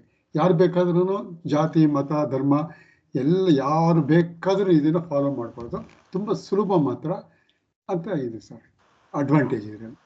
ನನ್ನ ಪ್ರಶ್ನೆ, ಯಾವಾಗ ಬ್ರಹ್ಮ ಜಿಜ್ಞಾಸೆ, ಧರ್ಮ ಜಿಜ್ಞಾಸೆ ನಮ್ಮ ಹಿಂದೂ ಗ್ರಂಥ ಮತ್ತು ವೇದಾಂತಗಳಲ್ಲಿ ಬಿಟ್ಟರೆ ಇನ್ನೆಲ್ಲೂ ಇಲ್ಲ. Correct sir. ಈಗ ನಿಮ್ಮಲ್ಲೂ ಕೂಡ ಸತ್ತ ಮೇಲೆ ಮೋಕ್ಷ ಅಲ್ಲ, ಸತ್ತ ಮೇಲೆ ಸ್ವರ್ಗ, ನರಕ, ಬ್ರಹ್ಮಲೋಕ, ಕರ್ಮಕಾಂಡದಲ್ಲಿ ಇಂಥ ಮಾಡಿದ್ರೆ ಫಲ ಸಿಗುತ್ತೆ ಹಿಂಗೆಲ್ಲ ಹೇಳಿದ್ಮೇಲೆ ಇದು ನಂಬ್ಕೋಬೇಕು. ಈಗ ಇದಕ್ಕೆ ಅಸ್ತಿತ್ವ ಬರಬೇಕಾದ್ರೆ ಇದೇ ಪುಸ್ತಕದಲ್ಲಿ ಕೊನೆಯಲ್ಲಿ ಉಪನಿಷತ್ತುಗಳಲ್ಲಿ, ಅರಣ್ಯಕಾಂಡದಲ್ಲಿ, ವೇದಾಂತದಲ್ಲಿ, ಅದೇ ಪುಸ್ತಕದಲ್ಲಿ ವೇದಾಂತದಲ್ಲಿ ಬ್ರಹ್ಮ ಜಿಜ್ಞಾಸೆ ಬದುಕಿರುವಾಗಲೇ ಮುಕ್ತರಾಗ್ಬೋದು ಅಂತ ಹೇಳಿರೋದ್ರಿಂದ, ಇದು ಇಲ್ಲೇ ನಮಗೆ ಎಕ್ಸ್ಪರಿಮೆಂಟ್ ಮಾಡಿ ಫಲ ಕೊಟ್ಟಿರೋದ್ರಿಂದ, ಅದು ಒಂದೇ ಪುಸ್ತಕದಲ್ಲಿ ಒಬ್ಬರೇ ಬರೆದಿರೋದು ಅಥವಾ ಒಬ್ಬರಿಂದ ಬಂದಿರೋದು ವೇದಾಂತ ಅಂದರೆ ಅದೇ. ಅದರಿಂದ ಅದೂ ಕೂಡ ಅದಕ್ಕೆ ಬೆಲೆ ಬಂದುಬಿಡುತ್ತೆ. ಇವಾಗ ಬೇರೆಯವ್ರ ಹಂಗೆ ತೋರಿಸ್ಕೊಳಕ್ಕೆ ಬರಲ್ಲ, ಅವ್ರದ್ದು ನಂಬ್ಕೋಬೇಕು, ನಮಗೆ ನಂಬಬೇಕಾಗಿಲ್ಲ. ವಿತ್ ಪ್ರಾಕ್ಟಿಕಲ್ ನಿಮಗೆ ಅದು ಕೂಡ ಅದರ ಮೇಲೆ ಇದರಿಂದ ಅದಕ್ಕೆ ಬೆಲೆ ಬಂದುಬಿಡುತ್ತೆ. ಹಾಗೆ ಸೊ ಇದು ಇಂಪಾರ್ಟೆಂಟು. ಅಷ್ಟಾಯ್ತಾ? ಮುಂದಕ್ಕೆ ಹೋಗೋಣ. ಈಗ ಸನಾತನ ವೈದಿಕ ಧರ್ಮ ಅಂದರೆ ವೇದವನ್ನೇ ಪ್ರಮಾಣವಾಗಿ ಇಟ್ಕೊಂಡು ಇದು. ಇಲ್ಲಿ ಏನೇನಿರುತ್ತೆ ಇದರಲ್ಲಿ? ವೇದಾಂತ ಅಂದರೆ ಏನೇನಿರುತ್ತೆ ಇದರಲ್ಲಿ? ನಮ್ಮ ವೇದಗಳಲ್ಲಿ ನಾವು ಪ್ರೇಯರ್ ಮಾಡ್ತೀವಲ್ಲ, ಶ್ರುತಿ ಸ್ಮೃತಿ ಪುರಾಣನ ಏನೇನಿರುತ್ತೆ ಅವೆಲ್ಲ ಹೇಳಬೇಕು. ಯಾವ್ದು ನಮ್ಗೆ ಆಧಾರ ಗ್ರಂಥಗಳು ಇಲ್ಲಿ ಮುಖ್ಯವಾಗಿ ಇದರವರು ಹೇಳಂಗಿದ್ದಾರೆ ಹೇಳಿ. ಫಸ್ಟ್ ಒಂದು ಪೂಜೆ, ವೇದಗಳಲ್ಲಿ ಮೊದಲು ಬರೋದು ಪೂಜೆ ಅಂತದೆಲ್ಲ ಬರುತ್ತೆ ಸರ್. ಅಲ್ಲ, ವೇದಾಂತಗಳು ನೀವು ನಾನು ಪುಸ್ತಕದ ಪ್ರಕಾರ ಹೋಗ್ತೀನಿ, ನೀವು ಯಾವ್ದಾದ್ರು ಹೋಗಂಗಿಲ್ಲ. ಪುಸ್ತಕ ಇಟ್ಕೊಳ್ಳಿ. ನೀವು ಪುಸ್ತಕ ಇಟ್ಕೊಂಡ್ರೆ ನಾನು ಪುಸ್ತಕದ ಪ್ರಕಾರ ಲೈನ್ ಪ್ರಕಾರನೇ ಹೋಗ್ತೀನಿ ನಾನು. ನೀವು ಆವಾಗಲೇ ಎಲ್ಲ ಧರ್ಮಗಳು ಹೆಸರು ಹೇಳ್ಬಿಟ್ರಲ್ಲ ಓದ್ಕೊಂಡು, ಅಲ್ಲಿ ಬಂದರೆ ಸನಾತನ ವೈದಿಕ ಧರ್ಮ ಅಂದರೆ ವೇದವನ್ನೇ ಪ್ರಮಾಣವಾಗಿ ಇಟ್ಕೊಂಡು ಧರ್ಮವು. ನೀವು ಹೇಳಿ ಇವರೇ, ವಸಂತ ಅವರೇ ಹೇಳ್ತೀರಾ? ಸ್ಮೃತಿ ಪುರಾಣ, ಹೇಳಮ್ಮ ಕಲ್ಪನಾ. ಶ್ರುತಿ ಸ್ಮೃತಿ ಪುರಾಣ, ಉಪನಿಷತ್ತು ಅಂದ್ರೆ ಯಾವುದು? ಶ್ರುತಿ ಅಂದ್ರೆ ಹೋಗಿ ಶ್ರುತಿ ಸರಿ. ಸ್ಮೃತಿ ಅಂದ್ರೆ ಯಾವ್ದಮ್ಮ?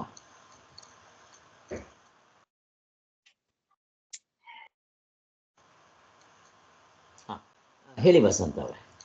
ಅದೇ ಸರ್, ವೇದದ ಕೊನೆ ಭಾಗನೇ ಉಪನಿಷತ್ತುಗಳು, ವೇದಾಂಗಗಳು, ಸ್ಮೃತಿಗಳು. ಸ್ಮೃತಿ ಅಂದ್ರೆ ಭಗವದ್ಗೀತೆ, ಮನುಸ್ಮೃತಿ ಎಲ್ಲ ಬರುತ್ತಲ್ಲ, ಅದು ಸ್ಮೃತಿಗಳು. ಇನ್ನ ಪುರಾಣಗಳು, 18 ಪುರಾಣಗಳೆಲ್ಲ ಬಂದಿದೆಯಲ್ಲ ಸರ್, ಅದು. ಇತಿಹಾಸ ಅಂದ್ರೆ ಮಹಾಭಾರತ, ಕಾವ್ಯ ಅಂದ್ರೆ ರಾಮಾಯಣ. ಇದೆಲ್ಲ ನಮ್ಮ ಧರ್ಮಕ್ಕೆ ಆಧಾರವಾಗಿರುವಂತ ಗ್ರಂಥಗಳು. ಇಂತಂದ್ರೆ ವೇದಗಳು, ವೇದಾಂಗಗಳು. ವೇದಾಂಗಗಳೇನು ನಾವು ಮಾಡಬೇಕಾಗಿಲ್ಲ. ವೇದಗಳು ಕೊನೆ ಭಾಗನೇ ನಾವು ಉಪನಿಷತ್ತುಗಳು ಇಟ್ಕೊತೀವಿ. ಅದಕ್ಕೆ ವೇದಗಳನ್ನೆಲ್ಲ ಓದಬೇಕಾಗಿಲ್ಲ. ನಿಮ್ಗೆ ಅದು ಹಿಂದೆ ಒಂದು ಸಾರಿ ಕಥೆನೂ ಹೇಳಿದ್ದೆ. ವೇದ ಓದಬೇಕು ಅಂತ ಇಂದ್ರನ ಹತ್ರ, ಬ್ರಹ್ಮನ ಹತ್ರ ಆಯಸ್ಸನ್ನು ಕೇಳಿಕೊಂಡು ಇಂದ್ರನ ಹತ್ರ ಕತೆ ಗೊತ್ತಿದೆ. ಅದಕ್ಕೋಸ್ಕರನೇ ವೇದಗಳು ಓದ್ಕೊಂಡು ನಾವು ಅರ್ಥ ಮಾಡಿಕೊಂಡು ಮುಕ್ತರಾಗೋಕ್ಕಾಗೋದಿಲ್ಲ. ಅದಕ್ಕೆ ಇಲ್ಲಿ ಪ್ರಸ್ಥಾನತ್ರಯ ಅಂದರೆ ಅರಣ್ಯಕಾಂಡ, 10 ಉಪನಿಷತ್ತುಗಳು, ಭಗವದ್ಗೀತೆ, ಸೂತ್ರಭಾಷೆ, 3 ಇಟ್ಕೊಂಡ್ರೆ ಸಾಕು, ಮುಕ್ತರಾಗ್ಬಿಡ್ಬೋದು. ಇಂತ ಹೆಚ್ಚಾಗಿ ಸ್ವಾಮಿಗಳು ಬರೆದಿರೋ ಮಿಕ್ಕಿರೋದು ಡಿಟೆಕ್ಟಿವ್ ಪುಸ್ತಕ ಇದೆಯಲ್ಲ, ಅವನ್ನ ಇಟ್ಕೊಂಡ್ರೂ ಸಾಕು, ಮುಕ್ತರಾಗ್ಬಿಡ್ಬೋದು. ಅವು ಓದಲೇಬೇಕಾಗಿಲ್ಲ ನೀವು ಹೇಳಬೇಕು ಅಂತಂದರೆ. ಇರಲಿ, ಅಲ್ಲಿಗೆ ವೇದ ಇದು. ಆಮೇಲೆ ಶ್ರುತಿ ಅಂದರೆ ಅದು. ಸ್ಮೃತಿ ಭಗವದ್ಗೀತಾ, ಅಲ್ಲಿ ಮನುಸ್ಮೃತಿ, ಆಮೇಲೆ ಯಜ್ಞವಲ್ಕ ಸ್ಮೃತಿ, ಹೀಗೆಲ್ಲ ಸ್ಮೃತಿ ಅಂತಂದರೆ. ಇವಾಗ ಬೇರೆ ಧರ್ಮಗಳು ಬರೆದಿರೋದು ಸ್ಮೃತಿಯೇ. ಇವಾಗ ನೀವು ಮುಸ್ಲಿಂ ಧರ್ಮ, ಕ್ರಿಶ್ಚಿಯನ್ ಧರ್ಮ, ಪಾರ್ಸಿ ಧರ್ಮ, ಬೌದ್ಧರದು, ಜೈನರು, ಸಿಖ್ರು, ಇದು ಯಾರೋ ಒಬ್ಬ ಸ್ಮೃತಿಯಿಂದ ಬರ್ತಿರೋದು. ಅವುಗಳು ಕೂಡ ಸ್ಮೃತಿ ಆಗ್ಬಿಡುತ್ತೆ. ಮತ್ತು ಅದರ ಜೊತೆಯಲ್ಲಿ ವೇದಗಳಲ್ಲಿ, ಉಪನಿಷತ್ತುಗಳಲ್ಲಿ ಏನು ಹೇಳಿದೆಯೋ ಅದು ಎಲ್ರಿಗೂ ಅರ್ಥ ಆಗೋದಿಲ್ಲ ಇರುತ್ತೆ. ಅದಕ್ಕೋಸ್ಕರ ಏನು ಮಾಡಿದ್ರು? ಪ್ರಶ್ನೆ ಕೇಳ್ತಾ ಇದ್ದೀನಿ. ಏನು ಮಾಡಿದ್ರೆ ಅದಕ್ಕೋಸ್ಕರ ವೇದವ್ಯಾಸರು? ಹಲೋ, ಇದು ಬರ್ದ್ರು ಸರ್, ಪುರಾಣಗಳು ಬರ್ದ್ರು ಸರ್, ಇದು ಎಲ್ರಿಗೂ ಅರ್ಥ ಆಗೋದಿಲ್ಲ ಅಂತ. ಹಾಗೆ ಅರ್ಥ ಆಗುತ್ತೆ, ಕಥೆಗಳ ರೂಪದಲ್ಲಿ ಹೇಳಿದ್ರೆ ಇವ್ರಿಗೆ ಗೊತ್ತಾಗುತ್ತೆ ಅಂತ 18 ಪುರಾಣಗಳನ್ನ, ಅದರಲ್ಲಿ ವಿಷ್ಣು ಪುರಾಣ, ಶಿವಪುರಾಣ, ಗರುಡ ಪುರಾಣ, ಮತ್ತು ಹೀಗೆ ಬೇಕಾದಷ್ಟು ಬರುತ್ತೆ, ದೇವಿ ಪುರಾಣ, ಆ ಪುರಾಣ ಈ ಪುರಾಣ, 18 ಪುರಾಣಗಳನ್ನು 18 ಉಪಪುರಾಣಗಳನ್ನು ಬರೆದರು, ಎಲ್ಲ ಕಥೆಗಳ ರೂಪದಲ್ಲಿ. ನೋಡ್ರಿ, ಸತ್ಯವನ್ನು ಹೇಳಬೇಕು ಅಂತ ಹೇಳ್ತಾರೆ. ಇವಾಗ ಯಮ ನಿಯಮಗಳು, ಸತ್ಯವನ್ನು ಪಾಲಿಸಿರಿ, ಹೆಂಗೆ ಅರ್ಥ ಆಗ್ಬಿಡುತ್ತೆ ನಮಗೆ? ಸತ್ಯ ಹರಿಶ್ಚಂದ್ರ ಪಿಕ್ಚರ್ ಅದು ಎಷ್ಟು ಚೆನ್ನಾಗಿದೆ. ಹಾಗೆ ರಾಮ ಹೇಗೆ ನಡ್ಕೊಂಡ, ರಾಮನ ಜೀವನ ಚರಿತ್ರೆ ಅದು ರಾಮಾಯಣದಲ್ಲಿ ಬರುತ್ತೆ, ಅದನ್ನು ಕಾವ್ಯ ಅಂತಾರೆ. ಇಷ್ಟೆಲ್ಲ ನಮಗೆ ಕಥೆಗಳ ರೂಪದಲ್ಲಿರೋದ್ರಿಂದ ನನ್ನ ಮೊಮ್ಮಗಳನ್ನ ಕೇಳಿದ್ರೆ ಎಷ್ಟು ಚೆನ್ನಾಗಿ ಹೇಳ್ತಾಳೆ ಅವಳು. ನನಗೇ ಹೆಸರುಗಳು ಜ್ಞಾಪಕ ಇರೋಲ್ಲ, ಅಂಥವೆಲ್ಲ ಹೇಳ್ತಾಳೆ ಅವಳು. ಆ ಜಟಾಯು ಪಕ್ಷಿ ಹೆಸರು ಹೇಳ್ತಾಳೆ ಅವಳು. ಕೊನೆಗೆ ನಾನು ಇವಳಿಗೇನಾದರೂ ಅವಸ್ಥಾತ್ರೆ ಅರ್ಥ ಆಗುತ್ತಾ ಅಂತ ಹೇಳಿ ಅವಸ್ಥಾತ್ರೆ ವಿಚಾರ ಹೇಳಿದೆ. ಎಚ್ಚರದ್ದು ಕನ್ಸಿಗೆ ಬರೋಲ್ಲ ಅಂತ ಹೇಳಿ ಕನ್ನಡಕ ಮತ್ತು ಇದ್ರದ್ದು ಹೇಳಿದೆ. ಆಮೇಲೆ ಕನಸಿಂದೆ 10 ಲಕ್ಷ ರೂಪಾಯಿ ಲಾಟ್ರಿ ಹೊಡೆದು ಬಿಡ್ತು, ನೀನು ಬೊಂಬೆ ಆಟ ಆಡ್ತಾ ಇದ್ದೆ, ಅಲ್ಲಿಂದ ಇಲ್ಲಿ ತೊಗೊಂಬರೋಕ್ಕೆ ಬರೋಲ್ಲ ಅಂತ ಹೇಳಿದೆ. ಚೆನ್ನಾಗಿ ಅರ್ಥ ಮಾಡ್ಕೊಂಬಿಟ್ಟಿದ್ದಾಳೆ. ಇವಾಗ ನಾನು ಕೇಳಿದ್ರೆ ಏನು, ಕನ್ನಡದ ಎಚ್ಚರದಿಂದ ಕನಸು ತೊಗೊಂಡೋಗ್ತೀಯಾ, ನಾ ಕನಸಿಂದ ಇಲ್ಲಿಗೆ ತರ್ತೀಯ, ನಾ ಯು ಕ್ಯಾನಾಟ್ ಅಂತೇಳ. ಹೇಗಿದೆ ನೋಡಿದೆ ಹುಡುಗರು. ಹಾಗೆ ಅವಳಿಗೆ ರಾಮಾಯಣದ ಕಥೆಗಳೆಲ್ಲ ಗೊತ್ತು, ಬಂದರೆ ಸಾಕು ತಾತ ಕಥ చెప్పು ಅಂತ ಹೇಳೋದು. ನನ್ನ ಪಕ್ಕದಲ್ಲಿ ಮಲಕು ಅಂತಾರೆ, ಕತೆ ಹೇಳ್ತಾ ಇರ್ತೀನಿ. ಹೀಗೆ ಎಷ್ಟು ಕಥೆಗಳು ಗೊತ್ತು ಅವ್ರಿಗೆ. ಹೀಗೆ ನಾವು ಮಕ್ಕಳಿಗೆ ಇವುಗಳನ್ನೆಲ್ಲ ತಿಳಿಸೋದಕ್ಕೋಸ್ಕರ ತಾಯಿಯ ಗರ್ಭದಲ್ಲಿದ್ದಾಗ ಭಕ್ತ ಪ್ರಹ್ಲಾದನಿಗೆ ನಾರದರು ಈ ಥರದ್ದೆಲ್ಲ ತಿಳಿಸಿ ಅವರಿಗೆ ತಾಯಿಯ ಗರ್ಭದಲ್ಲಿದ್ದಾಗ ಅವ್ರಿಗೆ ದೇವರ ಮೇಲೆ ಒಲವು ಬಂದು ಅಲ್ಲಿಂದ ಶುರುವಾಯಿತು ಅಂತ ಹೇಳ್ತಾರೆ. ಹೀಗೆ ನಮ್ಮಲ್ಲಿ ಪುರಾಣಗಳಿದೆ. ಸತ್ಯ ಹರಿಶ್ಚಂದ್ರ, ರಾಮ ಹೇಗೆ ನಡ್ಕೊಂಡ, ಮತ್ತು ಈ ವೇದವ್ಯಾಸರು ಎಲ್ಲವನ್ನ ಬರೆದ್ಬಿಟ್ರಂತೆ. ಬರೆದು ಶಾಕೋ ಮನಸ್ಸಿಗೆ ಸಮಾಧಾನ ಇಲ್ಲ. ನೋಡ್ರಿ, ವೇದಾಂಗ ಮಾಡಿದ್ರು. ಮೊದಲು ಒಂದೇ ವೇದ ಇತ್ತು, ಅದನ್ನು 4 ಭಾಗಗಳು ಮಾಡಿದ್ರು. ವೇದಾಂಗ, 18 ಪುರಾಣಗಳು, ಉಪಪುರಾಣಗಳು ಎಲ್ಲ ಮಾಡಿಬಿಟ್ರು. ಇಷ್ಟೆಲ್ಲ ಮಾಡಿದ್ಮೇಲೆ ಅವರು ಭಗವದ್ಗೀತೆ ಕೃಷ್ಣನ ಬಾಯಿಂದ ಹೇಳಿದ್ದನ್ನು ಅವರು ಬರೆದು ಬಿಟ್ಟರು. ಬರೆದಿದ್ದ ರೂಪದಲ್ಲಿ ಬರೆದ್ಬಿಟ್ರು, ಎಲ್ಲ ಹಾಕ್ಬಿಟ್ರು ಅವರು. ಅಷ್ಟು ಮಾಡಿದ್ಮೇಲೆ ಅವ್ರಿಗೆ ಸಮಾಧಾನ ಇಲ್ಲ, ಕೂತಿದ್ರಂತೆ. ನಾರದರು ಬಂದಿರುತ್ತೆ. ನಾರದ, ಯಾಕೋ ನನಗಿನ್ನೂ ಮನಸ್ಸಿಗೆ ಸಮಾಧಾನ ಇಲ್ಲ, ಏನು ಮಾಡಬೇಕು ಗೊತ್ತಾಗ್ತಾ ಇಲ್ಲ ಅಂತಂದಾಗ, ಸರಿ ಭಾರತ ಬರೀಬೇಕು ಅಂತ ಅವ್ರಿಗೆ ಐಡಿಯಾ ಬಂತು. ಅದರಿಂದ ಇತಿಹಾಸ, ಅದಕ್ಕೆ ಭಾಗವತ, ಅದರಲ್ಲಿ ಎಲ್ಲ ಬಂದುಬಿಡ್ತೀವಿ. ಇವಾಗ ರಾಮಾಯಣ, ಭಾಗವತ. ಸೊ ಇಷ್ಟು ನಾವು ನೋಡ್ಬೋದು. ಈಗೆಲ್ಲ ನಮಗೆ ಕಂಪೇರ್ ಮಾಡ್ಕೋಬೋದು. ನೋಡ್ರಿ, ರಾಮಾಯಣದಲ್ಲಿ ಸೇಮ್ ಅಣ್ತಮ್ಮ, ರಾಜ್ಯ ಆಳು ಅಂತ ಭರತ, ರಾಮ ನೀನು ರಾಜ್ಯ ಆಳು ಅಂತ, ಈ ಥರ ಸೇಮ್. ತ್ರೇತಾಯುಗ ಆಯಿತು, ದ್ವಾಪರಯುಗ ಬಂತು, ಸೇಮ್ ಕಝಿನ್ಸು. ರಾಜ್ಯಕ್ಕೋಸ್ಕರ ಒಬ್ರನ್ನೊಬ್ಬನ ಕೊಡ್ಕೊಂಡು ಸುಳ್ಳು, ಮೋಸ, ವಂಚನೆ, ಕಪಟ ಎಲ್ಲ ಶುರುವಾಗೋಯ್ತು. ಕಲಿ ಅಲ್ಲೇ ಸ್ಟಾರ್ಟ್ ಆಯ್ತಂತೆ. ಯಾವಾಗ ಸ್ಟಾರ್ಟ್ ಆಯಿತು ಕಲಿ? ಇವರು ಮಕ್ಕಳು ಹುಟ್ಟಿದ್ರಲ್ವ ಪಂಚಪಾಂಡವರು, ಇವ್ರು 100 ಜನ, ಆವಾಗಲೇ ಸ್ಟಾರ್ಟ್ ಆಯ್ತಂತೆ. ವೇದವ್ಯಾಸರು ಹೇಳಿದ್ರಂತೆ ಅವ್ರ ತಾಯಿಗೆ, ಅಮ್ಮ ಇಲ್ಲಿ ಇರಬಾರ್ದು, ನಾವಿಲ್ಲಿ ಕಲಿ ಶುರುವಾಗಿಬಿಟ್ಟಿದ್ದಾನೆ, ನಾವು ಹೋಗಬೇಕು, ನಡಿ ಹೊರಟೋಗೋಣ ವಾನಪ್ರಸ್ಥಕ್ಕೆ ಅಂತ ಹೇಳಿ ಆ ಥರ ಅಂತ ಹೇಳ್ತಾರೆ. ಒಟ್ಟಿನಲ್ಲಿ ಇಷ್ಟು. ಹೀಗೆ ಸನಾತನ ಧರ್ಮಕ್ಕೆ ಆಧಾರಭೂತ ಗ್ರಂಥಗಳು ನಮ್ಮದರಲ್ಲಿ ಬಿಟ್ಟರೆ ಇನ್ಯಾವುದರಲ್ಲಿದೆ ಹೇಳ್ರಿ? ಇಷ್ಟು ಕಥೆಗಳು, ಅವು ಪ್ರತಿಯೊಂದಕ್ಕೂ ಹೇಗೆ ನಡ್ಕೋಬೇಕು ನೋಡ್ರಿ ಅಂತ ಎಷ್ಟು ಚೆನ್ನಾಗಿರುತ್ತೆ. ಇಂಥ ಒಂದು ಧರ್ಮದ ನಾಡಿನಲ್ಲಿ ನಾವು ಹುಟ್ಟಿದ್ದೀವಲ್ಲ, ನಾವು ಮೆಚ್ಚಬೇಕು. ಬಟ್ ಅದನ್ನು ಓದೋದಕ್ಕೂ ಅದನ್ನು ಪೇಷನ್ಸ್ ಇಲ್ಲ ನಮಗೆ. ಇದು ರಾಮಾಯಣ ಹೇಳೋದು ಅದಾಯಿತು. ಇನ್ನು ಸನಾತನ ಧರ್ಮಕ್ಕೆ ಆಧಾರಭೂತ ಗ್ರಂಥಗಳು ಆಯ್ತಿಲ್ಲ. ಇನ್ನು ಬೌದ್ಧ ಧರ್ಮಕ್ಕೆ ಅವರವ್ರ ಪುಸ್ತಕಗಳು ಬರೆದಿದ್ದಾರೆ. ಅದು ನೋಡ್ಕೊಂಡು ಹೇಳ್ಬಿಡ್ರಿ ಯಾರು ಹೇಳ್ತಾರೆ? ಶ್ರೀಧರ್ ಅವ್ರು ನೀವು ಹೇಳ್ಕೊತೀರಾ ಯಾವ ಧರ್ಮದವ್ರಿಗೆ ಯಾವ್ಯಾವ ಪುಸ್ತಕ ನೋಡ್ಕೊಂಡು ಹೇಳಿ. ಬೌದ್ಧ ಧರ್ಮಕ್ಕೆ ಬುದ್ಧ ಗಾಥಾ ಅಂತ ಹೌದು ವ್ಯಾಖ್ಯಾನ ಬಂದಿದೆ. ಜೈನ ಧರ್ಮಕ್ಕೆ ಜಿನ ಉಪದೇಶಗಳು, ತೀರ್ಥಶಂಕರ ಬೋಧೆಗಳು ಆಧಾರ. ಮತ್ತೆ ಪಾರ್ಸಿ ಧರ್ಮಕ್ಕೆ ಸುಂದಾವಸ್ಥೆ, ಮತ್ತೆ ಇಸ್ಲಾಂ ಧರ್ಮಕ್ಕೆ ಕುರಾನು, ಕ್ರೈಸ್ತ ಧರ್ಮಕ್ಕೆ ಬೈಬಲ್, ಸಿಖ್ಖರಿಗೆ ಗ್ರಂಥ ಸಾಹಿಬ, ಹೀಗೆ ಬಹಾಯಿ ಮೊದಲ ಧರ್ಮಗಳನ್ನು ಪ್ರವಾದಿಗಳು ಹೇಳಿದ್ದಾರೆ ಅಂತ. ಅಷ್ಟೇ. ನೋಡ್ರಿ ಎಲ್ಲರೂ ಅವರವರು ಇದೆಲ್ಲ ಸ್ಮೃತಿ. ಯಾಕೆ ಬರೆದವನ ಹೆಸರಿದೆ ಅಲ್ಲಿ. ಹಾಗೆ ಇಲ್ಲಿ ನಾವು ಹಿಂದೆ ಇದರಲ್ಲಿ ಯಾವ ಜೀವಂತ ವೇದಾಂತದಲ್ಲಿ ಚರ್ಚೆ ಮಾಡಿದಾಗ ನಾನು ಅವಸ್ಥಾತ್ರೆ ಚಂದ್ರಿಕೆ ತಗೊಂಡು ಶಾಸ್ತ್ರ ಪ್ರಮಾಣ ಅಂತ ತಗೊಂಡು ಅದನ್ನೆಲ್ಲ ಸ್ವಲ್ಪ ಚಿಂತನೆ ಮಾಡಿದೆ. ಈಗ ಬೈಬಲ್ಗೆ ಏನಪ್ಪ ಆಧಾರ ಅಂತ ಪ್ರಶ್ನೆ ಕೇಳಿದ್ರೆ ಜೀಸಸ್ಸು ಇದ್ದ ಅನ್ನೋದಕ್ಕೆ ಆಧಾರ ಬೈಬಲು. ನೋಡ್ರಿ ಹೇಗಿದೆ ಇದೆ. ಈಗ ಅದನ್ನೇನು ಮಾಡಬೇಕು, ನಂಬ್ಕೋಬೇಕು. ಈಗ ನಿಮ್ಮದು ಅವಸ್ಥಾತ್ರಯ ಏನು ಮಾಡಬೇಕು, ನಂಬ್ಕೋಬೇಕಾ? ಇದು ಯಾರು ಬರ್ತಿದ್ದು? ಉಪನಿಷತ್ನಲ್ಲಿದೆ. ಯಾರು ಉಪನಿಷತ್ನಲ್ಲಿದೆ. ಆ ಥರ ತಗೊಂತಾರ ಶಂಕರಾಚಾರ್ಯರು. ಹೇಗಿದೆ ನೋಡ್ರಿ. ಈಗ ನಮ್ಮ ಶಂಕರಾಚಾರ್ಯರು ಹೇಗೆ ಹೇಳ್ತಾರೆ, ನಾನು ಪ್ರಶ್ನೆ ಕೇಳ್ತಾ ಇದ್ದೀನಿ.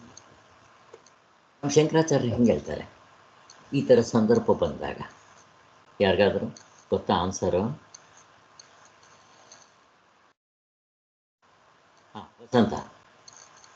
ಅದೇ ಸರ್, ಬೆಂಕಿ ಸುಡಲ್ಲ ಅಂತ 100 ವೇದಗಳು ಹೇಳಿದ್ರು ನಂಬೇಡ್ರಿ. ನಿಮ್ಮ ಅನುಭವದಲ್ಲಿ ಬೆಂಕಿ ಸುಡುತ್ತೆ. ಯಾವ ಕಾಲದಲ್ಲಿ ಯಾವ ಯುಗದಲ್ಲಾದ್ರೂ ಸರಿ ಬೆಂಕಿ ಸುಡುತ್ತೆ. ಅದು ನಿಮ್ಮ ಅನುಭವನ ನೋಡ್ಕೊಳ್ಳಿ, ನಾನು ಹೇಳಿದ್ರು ನಂಬೇಡಿ ಅಂತ ಹೇಳ್ತಾರೆ. ಅವ್ರು ಹೇಳೋದು ವೇದ ವೇದ ವೇದ ವ್ಯಾಸರು ಹೇಳಿದ್ದಾರೆ ಅಂತ ನಂಬೇಡ್ರಿ. ಗುರು ಪರಂಪರೆ ಹೇಳಿದ್ವಲ್ಲ, ಯಾರು ಹೇಳಿದ್ರು ನಂಬೇಡ್ರಿ. ಅಷ್ಟೆಲ್ಲೇ ಅದಕ್ಕೆ ಕೃಷ್ಣ ಭಗವಂತ ಬಂದು ಹೇಳಿದ್ರು ನಂಬೇಡ್ರಿ, ನಾನು ಹೇಳಿದ್ರು ನಂಬೇಡ್ರಿ. ಯಾಕೆ? ಅಕಸ್ಮಾತ್ ಇವರೆಲ್ಲ ಬಂದು ಬೆಂಕಿ ತಣ್ಣಗಿದೆ ಅಂತೀರ, ನಂಬ್ರಿ ನೋಡೋಣ. ಅನುಭವಕ್ಕೆ ವಿರುದ್ಧವಾಗಿದ್ದರೆ ಯಾರೂ ಒಪ್ಪಲ್ಲ. ಅದೇ ಒಂದು ಮಗು ಅಥವಾ ಗಿಣಿ ಬಂದು ಬೆಂಕಿ ಸುಡುತ್ತೆ ಅಂದರೆ ಎಸ್, ಯಾರು ಹೇಳಿದ್ರು ನಮ್ಗೆ ಏನಾಗಬೇಕು? ಆ ಶಿಶುನಾಳ ಶರೀಫ ಮುಸ್ಲಿಂ, ಹೌದಪ್ಪ ಹೌದು ನೀನೇ ದೇವರು, ತತ್ವಮಸಿ. ನೋಡ್ರಿ ಉಪನಿಷತ್ನಲ್ಲಿ ಹೇಳಿದ್ದಾನೆ ಎಷ್ಟು ಸುಲಭವಾಗಿ ಪಾಮರ ಭಾಷೆಯಲ್ಲಿ ಹಾಡಬೇಕಾ. ನಿದ್ದೆಯಲ್ಲಿ ಸದಾ ಎಚ್ಚರವಿರಬೇಕು, ತಂಬಾಕಿಲ್ಲದ ಬತ್ತಿ ಒಳಸೇದಿರಬೇಕು. ಎಂಥ ಮಾತು ಇದು. ಯಾರು ಹೇಳಿದರೆ ನಮಗೇನಾಗಬೇಕು? ಹಾಗೆ ಇಲ್ಲಿ ಧರ್ಮ ಜಿಜ್ಞಾಸೆ, ಬ್ರಹ್ಮ ಜಿಜ್ಞಾಸೆ, ಕರ್ಮಕಾಂಡ, ಉಪಾಸನ ಕಾಂಡ, ನಮ್ಮ ಧರ್ಮ ಜಿಜ್ಞಾಸೆ ಶಾಸ್ತ್ರ ಹೇಳಿದ್ದೆ. ಶಾಸ್ತ್ರದ ಪ್ರಮಾಣ ಎರಡೂ ಶಾಸ್ತ್ರನ ತಿಳಿಸ್ಕೊಡ್ಬೇಕು, ಗುರುಮುಖೇನೇ ತಿಳಿಬೇಕು, ಅದು ಬೇರೆ. ಆದರೆ ಇವುಗಳು ನಂಬ್ಕೋಬೇಕು. ಇಲ್ಲಿ ಶ್ರದ್ಧೆ, ಭಕ್ತಿ, ಭಯ ಬೇಕು. ಆದರೆ ನಿಮ್ಮ ಬ್ರಹ್ಮ ಜಿಜ್ಞಾಸೆಗೆ ಅದು ಬೇಕು, ಜೊತೆಗೆ ಅನುಭವ, ಸಾರ್ವತ್ರಿಕ ಪೂರ್ಣ ಅನುಭವ ತೋರಿಸ್ಬಿಡ್ತಾರೆ. ಮುಗಿದೋಯ್ತು. ಈಗ ಸಾರ್ವತ್ರಿಕ ಎಚ್ಚರ, ಕನಸು, ನಿದ್ದೆ ಯಾರಪ್ಪಂದು? ಸ್ವಾಮಿ ಕಿತ್ತಾಡ್ರಿ ಇವಾಗ ನೀವು ಹಿಂದೂಗಳು. ಅದು ನಮ್ಮ ಹಿಂದೂಗಳ್ದು ಕಿತ್ತಾಡ್ರಿ. ಇಷ್ಟು ಜನ ಹೇಳಿದ್ರಲ್ಲ, ಇಷ್ಟು ಧರ್ಮಗ್ರಂಥಗಳು, ಇವ್ರನ್ನ ಬಿಟ್ಟು ನೇಚರ್ ತಗೊಳ್ರಿ ಇಂಗ್ಲೀಷ್ನವರು. ಅವ್ರಿಗೂ ಅಷ್ಟೇ ಎಚ್ಚರ, ಕನಸು, ನಿದ್ದೆ. ದೇವತೆಗಳಿಂದ ಹಿಡಿದು ಪ್ರಾಣಿಗಳು, ಮನುಷ್ಯರು ಮತ್ತು ಯಕ್ಷ ಗಂಧರ್ವರು ಎಲ್ರಿಗೂ ಕೂಡ ಎಚ್ಚರ, ಕನಸು, ನಿದ್ದೆ ಮೂರಾಗ್ತದೆ. ಮೂರು ಇಟ್ಕೊಂಡು ತೋರಿಸ್ಬಿಟ್ರಲ್ಲ, ಮತ್ತೇನೇನು ಬೇಕು? ನೀ ಶರೀರ ಅಲ್ಲಪ್ಪ, ಇದಕ್ಕಿಂತ ಏನೇನು ಬೇಕು? ಹೀಗೆ ತೋರಿಸೋದಕ್ಕೋಸ್ಕರನೇ ನಮ್ಮ ಇದಕ್ಕೆ ಹೆಚ್ಚು ಇದನ್ನು ಸಚ್ಚಿದಾನಂದ ಸರಸ್ವತಿ ಸ್ವಾಮಿಗಳು ಬಿಡಿಸಿ ತೋರಿಸೋವರೆಗೂ ಯಾರಿಗೂ ಗೊತ್ತಾಗಿಲ್ಲ. ಹಿಂದೇನೂ ಇಂಥವ್ರು ಬಂದಿಲ್ಲ, ಮುಂದೇನೂ ಬರೋಲ್ಲ. ಚೆನ್ನಾಗಿ ಬಂದಿಟ್ಕೊಂಡ್ಬಿಡಿ. ಹಾಗೆ ಇನ್ನು ಇಷ್ಟ ಆಯ್ತಪ್ಪ, ಇಷ್ಟು ಬೇಕಾದಷ್ಟು ಆಯಿತು. ಇವ್ರನ್ನ ಪ್ರಾಫಿಟ್ಸ್ ಅಂತ ಕರೀತಾರೆ. ಹಾಗೆ ಸೊ ಇವುಗಳೆಲ್ಲ ತಪ್ಪಿಸ್ಕೊಳ್ಳೋದಕ್ಕೆ ಪೂರ್ವ ಮೀಮಾಂಸಕರು ಏನು ಮಾಡಿದ್ರು? ಮನುಷ್ಯ ಮಾಡಿದ್ರೆ ತಾನೇ ಈ ಥರ ಹೆಚ್ಚು ಕಡಿಮೆ ಬರೋದು. ಅಪೌರುಷೇಯ, ಮನುಷ್ಯ ಅಲ್ಲದೆ ಇರೋನು ಮಾಡಿದ್ದಾನೆ ಅಂತ. ಮನುಷ್ಯ ಇಲ್ಲದೆ ಇರೋನು ಯಾವನು ಮಾಡಿದ್ದಾನೆ? ಹೆಂಗೆ? ಏನು ರೋಬೋಟ್ ಮಾಡ್ತೇನೋ? ಯಾಕಂದ್ರೆ ಅವರು ಮನುಷ್ಯ ಅಲ್ಲ, ಮನುಷ್ಯ ಮಾಡಿದ್ರೆ ಹೆಚ್ಚು ಕಡಿಮೆ ಬರುತ್ತೆ. ಮನುಷ್ಯ ಅಲ್ಲ, ಅಪೌರುಷೇಯ, ಮನುಷ್ಯನ ಅಲ್ಲದೆ ಇರೋದು. ನಂಬ್ತೀರಾ ನೀವು? ಮನುಷ್ಯ ಇಲ್ಲದೆ ಏನು ರೋಬೋಟ್ ಮಾಡ್ತಾನೇನೋ? ಹಾಗಾಗಿಲ್ಲ. ಹೇಗೆ? ಅದನ್ನು ಈಗಿನ ಕಾಲದವ್ರು ನಂಬೋದಿಲ್ಲ.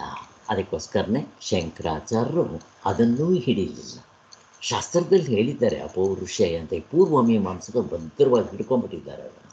ಬಟ್ ಅದ್ರ ಮೇಲೆ ಡಿಪೆಂಡ್ ಆಗೋದಿಲ್ಲ ಶಂಕರಾಚಾರ್ಯ. ಹಾಗೆ ಅವ್ರು ಹೇಳೋದು ಬೆಂಕಿ ಸುಡುತ್ತಾ ಇದನ್ನೇ ತಗೊಂಡ್ಬಂದು ತೋರಿಸ್ತಾರೆ. ಇಷ್ಟು ಸಾಕು.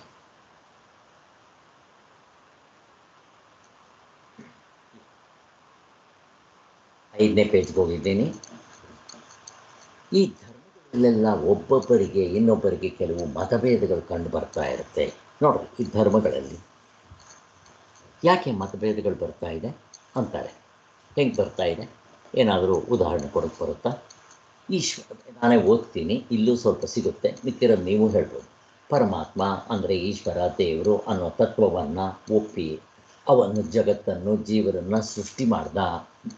ಜೀವರು ಈಗ ಕಾಣತಕ್ಕ ಶರೀರದಿಂದ ಬೇರೆಯಾಗಿದ್ದು ಜೀವಂತವಾಗಿರುವಾಗ ಪರಮಾತ್ಮನ ಆಜ್ಞೆಯಂತೆ ನಡೆದರೆ ಶಾಶ್ವತವಾದ ಸ್ವರ್ಗಕ್ಕೆ ಹೋಗ್ತಾರೆ, ಇಲ್ಲದಿದ್ದರೆ ನರಕಕ್ಕೆ ಹೋಗ್ತಾರೆ. ಯಾರು ಹೇಳೋದಿದು? ಬದುಕಿರೋವಾಗಲೇ ಧರ್ಮದಿಂದ ನಡ್ಕೊಂಡ್ರೆ ನೀವು ಸ್ವರ್ಗಕ್ಕೆ ಹೋಗ್ತೀರಾ, ಅಧರ್ಮದಿಂದ ನಡ್ಕೊಂಡ್ರೆ ನರಕಕ್ಕೆ ಹೋಗ್ತೀರಾ. ಯಾವ ಧರ್ಮದವರು ಹೇಳೋದಿದು? ಹೇಳಿ ಶ್ರೀಧರ್ ಅವರು ಹೇಳ್ತೀರಾ? ಹೇಳಿ ಸರ್. ಈಗ ಮುಸಲ್ಮಾನರು, ಕ್ರೈಸ್ತರು ಅವರಿಗೆಲ್ಲ ಪುನರ್ಜನ್ಮ ಅದೆಲ್ಲ ಇಲ್ಲ ಅಲ್ವಾ ಸರ್, ಲೆಕ್ಕನಕ್ಕೆ ಅಲ್ವಾ? ಪುನರ್ಜನ್ಮ ಇಲ್ಲ. ಸತ್ತ ಮೇಲೆ ಅವ್ರಿಗೆ ಮೋಕ್ಷ ಅನ್ನೋದಿದೆ. ಅಂದರೆ ಅವರು ವಸಂತ ಅವರು ನೀವೇನಾದರೂ ಹೇಳಂಗಿದ್ರೆ ಹೇಳಿ, ನಿಮಗೆ ಗೊತ್ತಿತ್ತು. ಸ್ವರ್ಗಕ್ಕೆ ಹೋಗ್ತಾರೆ, ಇಲ್ಲ ನರಕಕ್ಕೆ ಹೋಗ್ತಾರೆ. ಅವರೇ ಕ್ರಿಶ್ಚಿಯನ್ಸು, ಮುಸ್ಲಿಮಾನ್ಸ್ ಇವರೆಲ್ಲ ಇದೇ ಹೇಳೋದು ಸರ್. ಮತ್ತೆ ಜನ್ಮ ಇಲ್ಲ, ಭಗವಂತನ ಹತ್ರ ಹೊಟ್ಟೋಗ್ತೀವಿ, ಒಳ್ಳೇದು ಮಾಡಿದ್ರೆ ಅಂತ ಹೇಳ್ತಾರೆ ಅಷ್ಟೇ. ನೀವು ಧರ್ಮದಿಂದ ನಡ್ಕೊಂಡ್ರೆ ಭಗವಂತನ ಹತ್ರ ಹೋಗ್ತೀರ, ಅಧರ್ಮದಿಂದ ನಡ್ಕೊಂಡ್ರೆ ಸೈತಾನ್ ಲೋಕಕ್ಕೆ ಹೋಗ್ತೀರ. ಅಷ್ಟೇ. ತಿರ್ಗ ಮತ್ತೆ ನಿಮ್ಗೆ ಚಾಯ್ಸ್ ಇಲ್ಲ. ನಮ್ಮ ಧರ್ಮದಲ್ಲಿ ಹಾಗಿಲ್ಲ. ನೀವು ಅಧರ್ಮ ತಿರ್ಗ ನರಕಕ್ಕೆ ಹೋದರೂ ಅನುಭವಿಸಿ ಮತ್ತೆ ವಾಪಸ್ ಬರಬೇಕು. ಇಷ್ಟಂತೂ ನಮಗೆ ಗೊತ್ತಿದೆ. ಅದಾದಮೇಲೆ ಇಷ್ಟು. ಇನ್ನು ಬೌದ್ಧ ಧರ್ಮದಲ್ಲಿ ದೇವರ ವಿಚಾರ ಏನು ಹೇಳ್ತಾರೆ?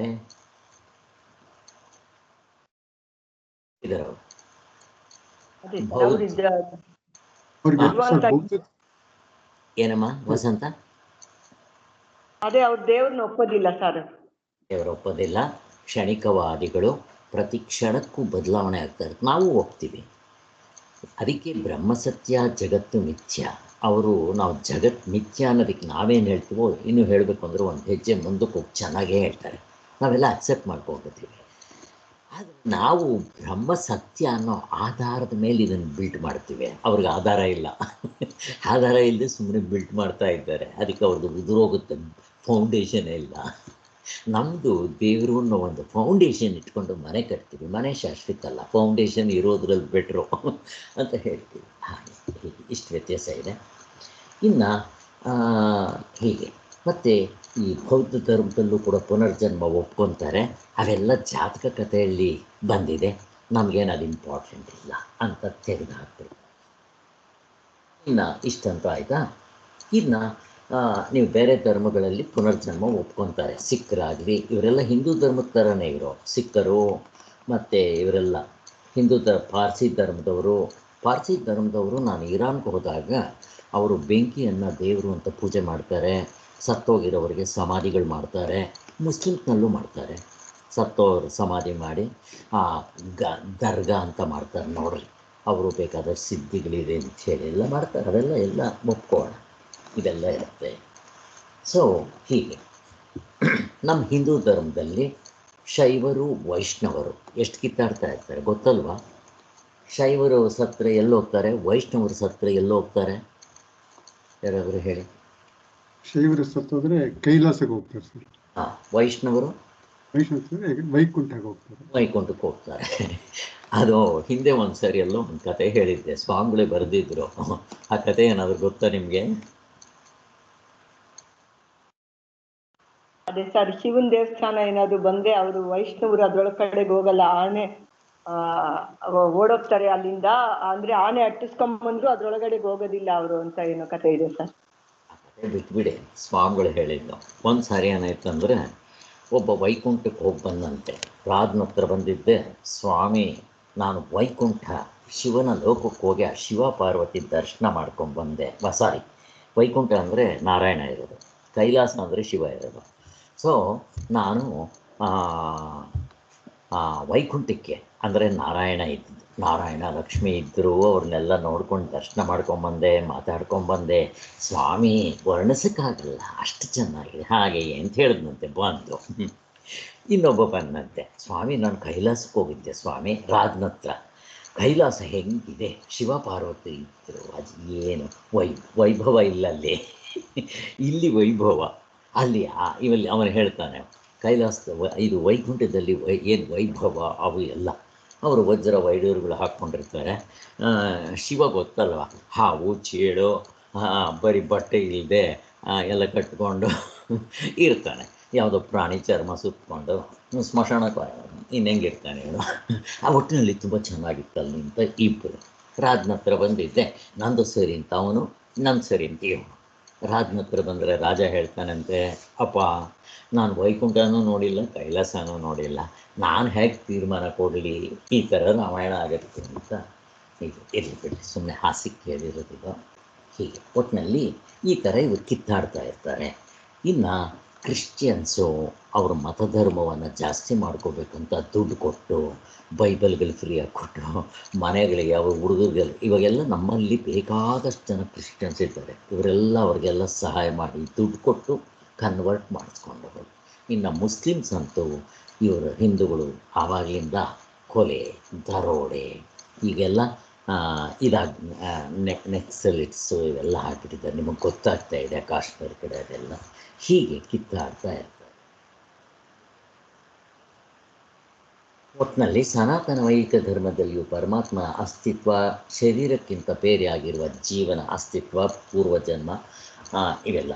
ಈಗ ನಾನು ಒಂದು ನಿಮ್ಮನ್ನು ಪ್ರಶ್ನೆ ಕೇಳ್ತೇನೆ. ಈ ಎಲ್ಲ ಧರ್ಮಗಳಲ್ಲೂ ಈ ಶರೀರವನ್ನು ನಾನು ಅನ್ಕೊತಾರಾ? ಪ್ರಶ್ನೆ. ಎಲ್ಲ ಧರ್ಮಗಳು, ಇವಾಗ ಇಷ್ಟೊಂದು ಧರ್ಮಗಳು ಹೇಳಿದ್ರಲ್ವ, ಶರೀರವನ್ನು ನಾನು ಅನ್ಕೊತಾರಾ? ಏನು ಮಾಡ್ತಾರೆ ಇವರು? ಹೌದು ಸರ್, ಶರೀರ ನಾನು ಅನ್ಕೊಂತೀನಿ ಸರ್, ಎಲ್ಲರೂ. ಅಂದರೆ ನಾನಲ್ಲ. ಹೌದು, ಆ್ಯಕ್ಚುಲಾಗಿ ಅಲ್ಲ, ಬಟ್ ಅನ್ಕೊಂತಾರೆ ಅವರು. ಇಲ್ಲೇ ಅವರು ಅನ್ಕೊಳ್ಳಲ್ಲ. ಅನ್ಕೊಳ್ಳೋಂಗಿದ್ರೆ ಬೇರೆ ಬೇರೆ ಇದ್ದಾನೆ ಅಂತಾನೆ ಸರ್ ಅವರು ಎಲ್ಲಾರು ಹೇಳೋದು. ಯಾಕೆಂದ್ರೆ ಸ್ವರ್ಗಕ್ಕೆ ಹೋಗ್ಬೇಕಾದ್ರೆ ಈ ಶರೀರದಿಂದ ಹೋಗಕ್ಕಾಗಲ್ವಲ್ಲ ಸರ್. ನೋಡ್ರಿ, ಎಲ್ಲ ಧರ್ಮದಲ್ಲೂ ಸುಟ್ಟಾಕ್ತಾರೆ, ಊತಾಕ್ತಾರೆ. ಒಟ್ಟಿನಲ್ಲಿ ಇವರು ಸ್ವರ್ಗ ನರಕ ಅಂತ ಹೇಳಿದ ಮೇಲೆ ಈ ಶರೀರ ಅಲ್ಲ ಅಂತ ಆಯ್ತು ತಾನೆ. ಅಲ್ಲಿ ಎಲ್ಲರೂ ಕೂಡ ನಮ್ಮ ಹಿಂದೂ ಧರ್ಮದಲ್ಲಿ ಪ್ರತಿಯೊಬ್ಬರು ಇದಂದ್ರೆ ನಾನಲ್ಲ ಅನ್ನೋದು ಗೊತ್ತಿದೆ. ನಾನು ಎಷ್ಟೊಂದು ಸರಿ ನಿಮ್ಗೆ ಹೇಳಿದ್ದೀನಿ, ಇದರಿಂದನೂ ಗೊತ್ತಾಗುತ್ತೆ. ಎರಡನೇದು, ಸತ್ತೋಗಿದ್ದರೆ ಮನೆ ಮುಂದೆ ಇಟ್ಕೊಂಡಿರ್ತಾರೆ, ಯಾವಾಗ ಹೋದರು ಅಂತ ಇವ್ರು ಕೇಳ್ತಾರೆ, ಮೊನ್ನೆ ಹೋದರು ಅಂತ ಅವ್ರು ಹೇಳ್ತಾರೆ. ಹೋಗಿದ್ಯಾರು? ಇಲ್ಲಿ ಎದುರುಗಡೆ ಇರೋದು ಗುಂಡ್ಕಲ್ ಥರ ಇವ್ರು ಯಾರು? ಪ್ರಶ್ನೆ ನೋಡ್ರಿ, ವಿಚಾರ ಮಾಡಿರಲ್ಲ, ಹೊಡಿತೀವಿ ಗಾಡಿ. ಆಮೇಲೆ ಕೆಲವು ಸಾರಿ ಅವರು ಪ್ರಾಣ ಹೋಯ್ತು, ಯಾವಾಗ ಹೋಯ್ತು ಪ್ರಾಣ, ಯಾವಾಗ ಹೋಯ್ತು ಜೀವ ಅಂತ ಕೆಲವರು ಕೇಳ್ತಾರೆ. ಇಲ್ಲ, ಮೊನ್ನೆ ಹೋಯ್ತು ಪ್ರಾಣ ಅಂತ ಅವರು ಏನೋ ಒಂದು ಪ್ರಾಣ ಜೀವ ಅಂತಾರೆ. ಅದಂದರೆ ಏನು ವಿಚಾರ ಮಾಡಿರಲ್ಲ. ಹೀಗೆ ಒಟ್ಟಿನಲ್ಲಿ ನಾನಂತಂದರೆ ಇದಕ್ಕಿಂತ ಬೇರೆಯಾಗಿ ಇದೆ ಅನ್ನೋದು ಎಲ್ರಿಗೂ ಗೊತ್ತಿದೆ. ಅಷ್ಟಲ್ವಾ? ಅಷ್ಟು ನಾವು ತಿಳ್ಕೊಳ್ಬೋದು. ಈ ಎಲ್ಲ ಧರ್ಮಗಳಿಂದ ಅಷ್ಟಂತೂ ಗ್ಯಾರಂಟಿ ಇರುತ್ತೆ. ಚಾರ್ವಾಕರಾದರೆ ನಂಬೋದಿಲ್ಲ, ಏನೆಲ್ಲ ಬೇಡ ಎಂಥದಿಲ್ಲ, ಸಾತ್ವಿ ತಗೊಂಡೋಗಿ ಗೊತ್ತಾಗ್ತಾರೆ, ಸ್ವರ್ಗನೂ ಇಲ್ಲ, ನರಕನೇ ಇಲ್ಲ, ಮತ್ತೆ ಹೊಟ್ಟು ಬರೋದು ಯಾವನ್ ಕಂಡು ಬಂದಿದ್ದಾನೆ ಅಂತಾರೆ ಅವ್ರು ಚಾರ್ವಾಕರು. ಸೊ ಅವ್ರಿಗೂ ಬಾಯಿ ಮುಚ್ಚಬೇಕಾದ್ರೆ ಕನಸಿನಲ್ಲಿ ಈ ಶರೀರ ಅಲ್ಲಿಗೆ ಬರಲಿಲ್ವಲ್ಲ, ನೀನು ಇದ್ಯೋ ಬೇರೆ ಶರೀರ ಯಾಕೆ ತೊಗೊಂಬಂದೆ ಅಂತ ಕೇಳ್ಬೋದು ಬೇಕಾದರೆ. ಅವನು ಸ್ವಲ್ಪ ಬ್ರಾಡ್ ಮೈಂಡಾಗಿ ಇಟ್ಕೊಂಡು ಕೇಳೋ ಪೇಷನ್ಸ್ ಇದ್ದರೆ. ಒಟ್ಟಿನಲ್ಲಿ ಏನಾಯಿತು, ಎಲ್ಲ ಈಗ ಧರ್ಮಗಳಲ್ಲಿ, ಸನಾತನ ವೈದಿಕ ಧರ್ಮದಲ್ಲಿ, ನಮ್ಮ ಹಿಂದೂ ಧರ್ಮದಲ್ಲಿ ಈ ಶರೀರಕ್ಕಿಂತ ಬೇರೆಯಾಗಿ ಜೀವನ, ಅಸ್ತಿತ್ವ, ಪುನರ್ಜನ್ಮ, ಮತ್ತು ಕೆಲವರಲ್ಲಿ ಈ ರೀಇನ್ಕಾರ್ನೇಷನ್, ಅದೇ ಪುನರ್ಜನ್ಮ, ಸ್ವರ್ಗ ನರಕಗಳು, ಲೋಕಾಂತರಗಳು, ದೇವತೆಗಳ ಅಸ್ತಿತ್ವ, ಇವುಗಳನ್ನೆಲ್ಲ ಒಪ್ಕೊಂಡಿದ್ದಾರೆ ಅಂತ ಆಯಿತು. ಆದರೆ ನಮ್ಮ ವೈದಿಕ ಧರ್ಮದಲ್ಲಿ ಎಸ್ಪೆಷಲಿ ಈ ವರ್ಣಾಶ್ರಮ ಧರ್ಮವನ್ನು ಹೇಳಿದೆ. ವರ್ಣಾಶ್ರಮ ಧರ್ಮ ಅಂದರೆ ಏನು? ಶ್ರೀಧರ್ ಅವರೇ ಗೊತ್ತಾ? ಅಥವಾ ಕಲ್ಪನಾ, ನಿಮ್ಗೇನೋ ಗೊತ್ತಿದ್ದರೆ ಹೇಳಮ್ಮ. ವರ್ಣಾಶ್ರಮ ಧರ್ಮ ಹೇಳಿ ಶ್ರೀಧರ್. ವರ್ಣಾಶ್ರಮ ಅಂದರೆ ಬ್ರಾಹ್ಮಣ, ಕ್ಷತ್ರಿಯ, ವೈಶ್ಯ, ಶೂದ್ರ ಸರ್. ವರ್ಣಾಶ್ರಮ ಧರ್ಮ. ಸೊ ನಮ್ಮಲ್ಲಿ ಇದಿದೆ. ಆಮೇಲೆ ಮಿಕ್ಕಿರೋದು ಆಶ್ರಮಗಳು ಅಂದರೆ ಯಾವುದು? ವರ್ಣಾಶ್ರಮ ಅಂದರೆ ಇದು ಹೇಳಬೇಕು. ಬರೀ ಆಶ್ರಮಗಳು ಅಂತಂದರೆ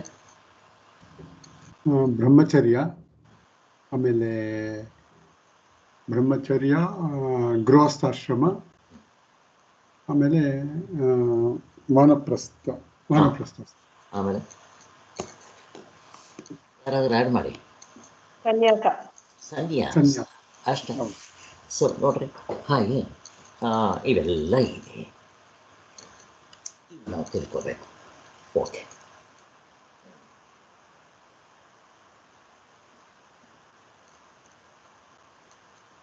ಸೊ ಈಗ ಈ ವಾನಪ್ರಸ್ಥಾಶ್ರಮ ಅಂತ ಯಾರೋ ಬ್ರಾಹ್ಮಣರು ಮಾಡಿಟ್ಬಿಟ್ಟಿದ್ದಾರೆ ಅಂತ ನಾನು ಅಂತೀನಿ. ನೀವೇನಂತೀರ? ಬ್ರಾಹ್ಮಣರು ಶ್ರೇಷ್ಠ, ಬರೀ ಈ ವೇದದ ಅಧಿಕಾರ ಬರೀ 3 ಜನಕ್ಕೆ, ಮಿಕ್ಕಿರೋ ಶೂದ್ರನಿಗಿಲ್ಲ ಅಂತ ಹೇಳ್ಬಿಡ್ತೀವಿ ನಾವು. ಅವಾಗ ನೀವೇನು ಮಾಡ್ತೀರಿ? ಕರೆಕ್ಟ್ ಅಲ್ವಾ? ಇಲ್ಲ ಸರ್, ಎಲ್ಲರಿಗೂ ಇದೆ ಸರ್. ಏನಿದೆ? ಯಾಕೆ ಮಾಡಿದ್ರು ಇದು? ಯಾರು ಬೇಕಾದ್ರೂ ಆಕ್ಚುಲಾಗಿ ಮಾಡ್ಬೋದು, ಯಾರು ಬೇಕಾದ್ರು. ಅವ್ರು ಮಾತ್ರ ಅವರು ಒಂದು ಸ್ವಂತ ಹಿತಾಸಕ್ತಿಯಿಂದ ಮಾಡಿರ್ಬೋದು ಸರ್, ಅಷ್ಟೇ ಸರ್. ವಸಂತ ಅವರೇ, ನೀವೇನಾದರೂ ಹೇಳ್ತೀರಾ? ರಾಜ ಮಹಾರಾಜರಿಗೆಲ್ಲ ಮಕ್ಕಳಿಗೆ ಇದು ರಾಜ್ಯನ ಒಪ್ಸಿ ವಾನಪ್ರಸ್ಥಕ್ಕೆ ಹೋಗ್ತಾ ಇದ್ರಲ್ಲ ಸರ್.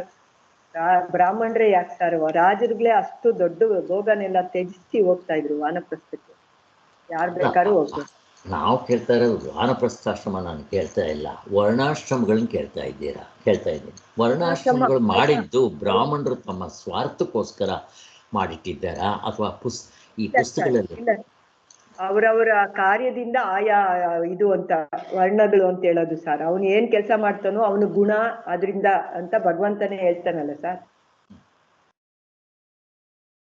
ಸರಿ, ಬ್ರಾಹ್ಮಣರಿಗೆ ಏನು ಕೆಲಸ? ಬ್ರಾಹ್ಮಣರಿಗೆ ವೇದಾಧ್ಯಯನ ಮಾಡೋದು, ಬಂದವ್ರಿಗೆಲ್ಲ ಪೂಜೆಗಳು ಮಾಡಿಸ್ಕೊಡೋದು, ದಕ್ಷಿಣೆ ಅವ್ರು ಕೊಟ್ಟಿದ್ದನ್ನ ತಗೊಂಡು ಇವರು ಬರೀ ವೇದಾಧ್ಯಯನ ಇದರಲ್ಲೇ ಅವರು ಚಿಂತನೆ ಮಾಡ್ತಾ ಇರ್ಬೇಕು, ಭಗವಂತನ ಚಿಂತನೆನೇ ಮಾಡ್ತಾ ಇರ್ಬೇಕು ಅಂತ ಬ್ರಾಹ್ಮಣದ ಕೆಲಸ. ಕ್ಷತ್ರಿಯರು ಏನು ಮಾಡಬೇಕು? ಬ್ರಾಹ್ಮಣರಲ್ಲಿ ಇನ್ನೇನಿದೆ ಅಂತಂದರೆ, ಅವರು ಅಧ್ಯಯನ ಅಧ್ಯಾಪನ ಓದಬೇಕು, ಹೇಳ್ಕೊಡ್ಬೇಕು. ಪೂಜೆ, ಈ ಕರ್ಮಕಾಂಡ ಎಲ್ಲ ಅವ್ರು ಮಾಡಿಸ್ಬೇಕು. ಈ ಕರ್ಮಕಾಂಡ ಎಲ್ಲ ಅಂದರೆ ಪೂಜೆ ಪುನಸ್ಕಾರಗಳು, ಜಪ ತಪ ವ್ರತಗಳು, ಇಂಥದ್ದೆಲ್ಲ ಅವರು ಮಾಡಿಸ್ಬೇಕು, ಹೇಳ್ಕೊಡ್ಬೇಕು, ಮಾಡಬೇಕು. ದುಡ್ಡು ತೊಗೋಬಾರ್ದು, ಸರಳವಾದ ಜೀವನ ಮಾಡಬೇಕು. ಅವರು ಮದುವೆ ಮಾಡ್ಕೋಬೋದು, ಅವ್ರ ಸುಖಗಳನ್ನೆಲ್ಲ ಅನುಭವಿಸ್ಬೋದು. ಸರಳವಾದ ಜೀವನ, 3 ಹೊತ್ತು ದೇವ್ರ ಚಿಂತನೆ, ಈ ವೇದಗಳನ್ನ ಕಾಪಾಡಬೇಕು. ಇಲ್ದಿದ್ರೆ ಅದು ಹೊರಟೋಗುತ್ತೆ ಅನ್ನೋದು ಅವರಿಗೆ. ಆಮೇಲೆ ಕ್ಷತ್ರಿಯರಿಗೆ ಅವನು ಭುಜಬಲ ಅವನಿಗೆ ಜಾಸ್ತಿ ಇರುತ್ತೆ ಸರ್, ಕ್ಷತ್ರಿಯನ್ಗೆ. ಅವನು ಅದನ್ನ ಎಲ್ಲಾರನ್ನು ಕಾಪಾಡೋದು ಅವನ ಕೆಲಸ ಕ್ಷತ್ರಿಯನ್ಗೆ. ಹೆಂಗ್ ಕಾಪಾಡ್ತಾನೆ? ಅದೇ ಯುದ್ಧ ಮಾಡೋದು, ರಾಜನ ರಕ್ಷಣೆ ಮಾಡೋದು, ರಾಜ್ಯನ ರಕ್ಷಣೆ ಮಾಡೋದು, ಈ ಬ್ರಾಹ್ಮಣರು ನೋಡ್ಕೊಳ್ಳೋದು ಅವನದೇ ಕೆಲಸ, ಕ್ಷತ್ರಿಯಂದೇ. ಇಲ್ಲಿ ಎಲ್ಲ 4 ಆಶ್ರಮಗಳಿಗೂ ಧರ್ಮ ಬೇಸ್ಮೆಂಟ್, ಯಮನಿಯಮಗಳು ಬೇಸ್ಮೆಂಟ್. ಚೆನ್ನಾಗಿ ಅರ್ಥ ಮಾಡ್ಕೋಬೇಕು. ಪ್ರತಿಯೊಬ್ಬರಿಗೂ 4 ಜನಕ್ಕೂ ಸುಳ್ಳು ಹೇಳಬಾರ್ದು, ಮೋಸ ಮಾಡಬಾರ್ದು, ಕಳ್ತನ ಮಾಡಬಾರ್ದು. ಇದು ಎಲ್ಲ ಧರ್ಮ ಅಂತಂದರೆ ಧರ್ಮಗ್ರಂಥಗಳಲ್ಲಿ ಇವೇ ಬರೋದು, ಯಮನಿಯಮಗಳು ಇವೆ. ಅದನ್ನು ನಮ್ಮ ಯಾರು ಬಸವಣ್ಣವರು, ಕಳಬೇಡ ಕೊಲಬೇಡ ಉಸಿಯ ನುಡಿಯಲೂ ಬೇಡ, ಅನ್ಯರಿಗೆ ಅಸಹ್ಯಪಡಬೇಡ, ನಿನ್ನ ಬಣ್ಣಿಸಬೇಡ, ಇತರರ ಅಳಿಯಲೂ ಬೇಡ. ಇದೇ ಅಂತರಂಗ ಶುದ್ಧಿ, ಬಹಿರಂಗ ಶುದ್ಧಿ, ಇದೇ ಕೂಡಲ ಸಂಗಮ ಮೆಚ್ಚುವ ಕಾರ್ಯ ಅಂತ ಹೇಳಿದ್ದಾರಲ್ಲ. ಹಾಗೆ ಎಲ್ಲ ಧರ್ಮಗಳಲ್ಲೂ ಇದನ್ನು ಪಾಲನೆ ಮಾಡಬೇಕು. ಬಟ್ ಇದನ್ನು ಪಾಲನೆ ಮಾಡಬೇಕಾದ್ರೆ ಇದಕ್ಕೆ ಒಬ್ಬ ಲೀಡರ್ ಇರಬೇಕು. ಇದ್ರೆ ಜನ ಹೆಚ್ಚು ಕೊಲೆ ಮಾಡ್ತಾರೆ, ಅವನಿಗೆ ಶಿಕ್ಷೆ ಕೊಡೋರು ಯಾರು? ಅವ ಕಳ್ತನ ಮಾಡ್ತಾನೆ ಅಥವಾ ಸರಿಯಾಗಿ ಫಾಲೋ ಮಾಡೋದಿಲ್ಲ, ಆವಾಗ ಬೇರೆ ಜನಗಳಿಗೆ ತೊಂದರೆ ಆಗುತ್ತೆ.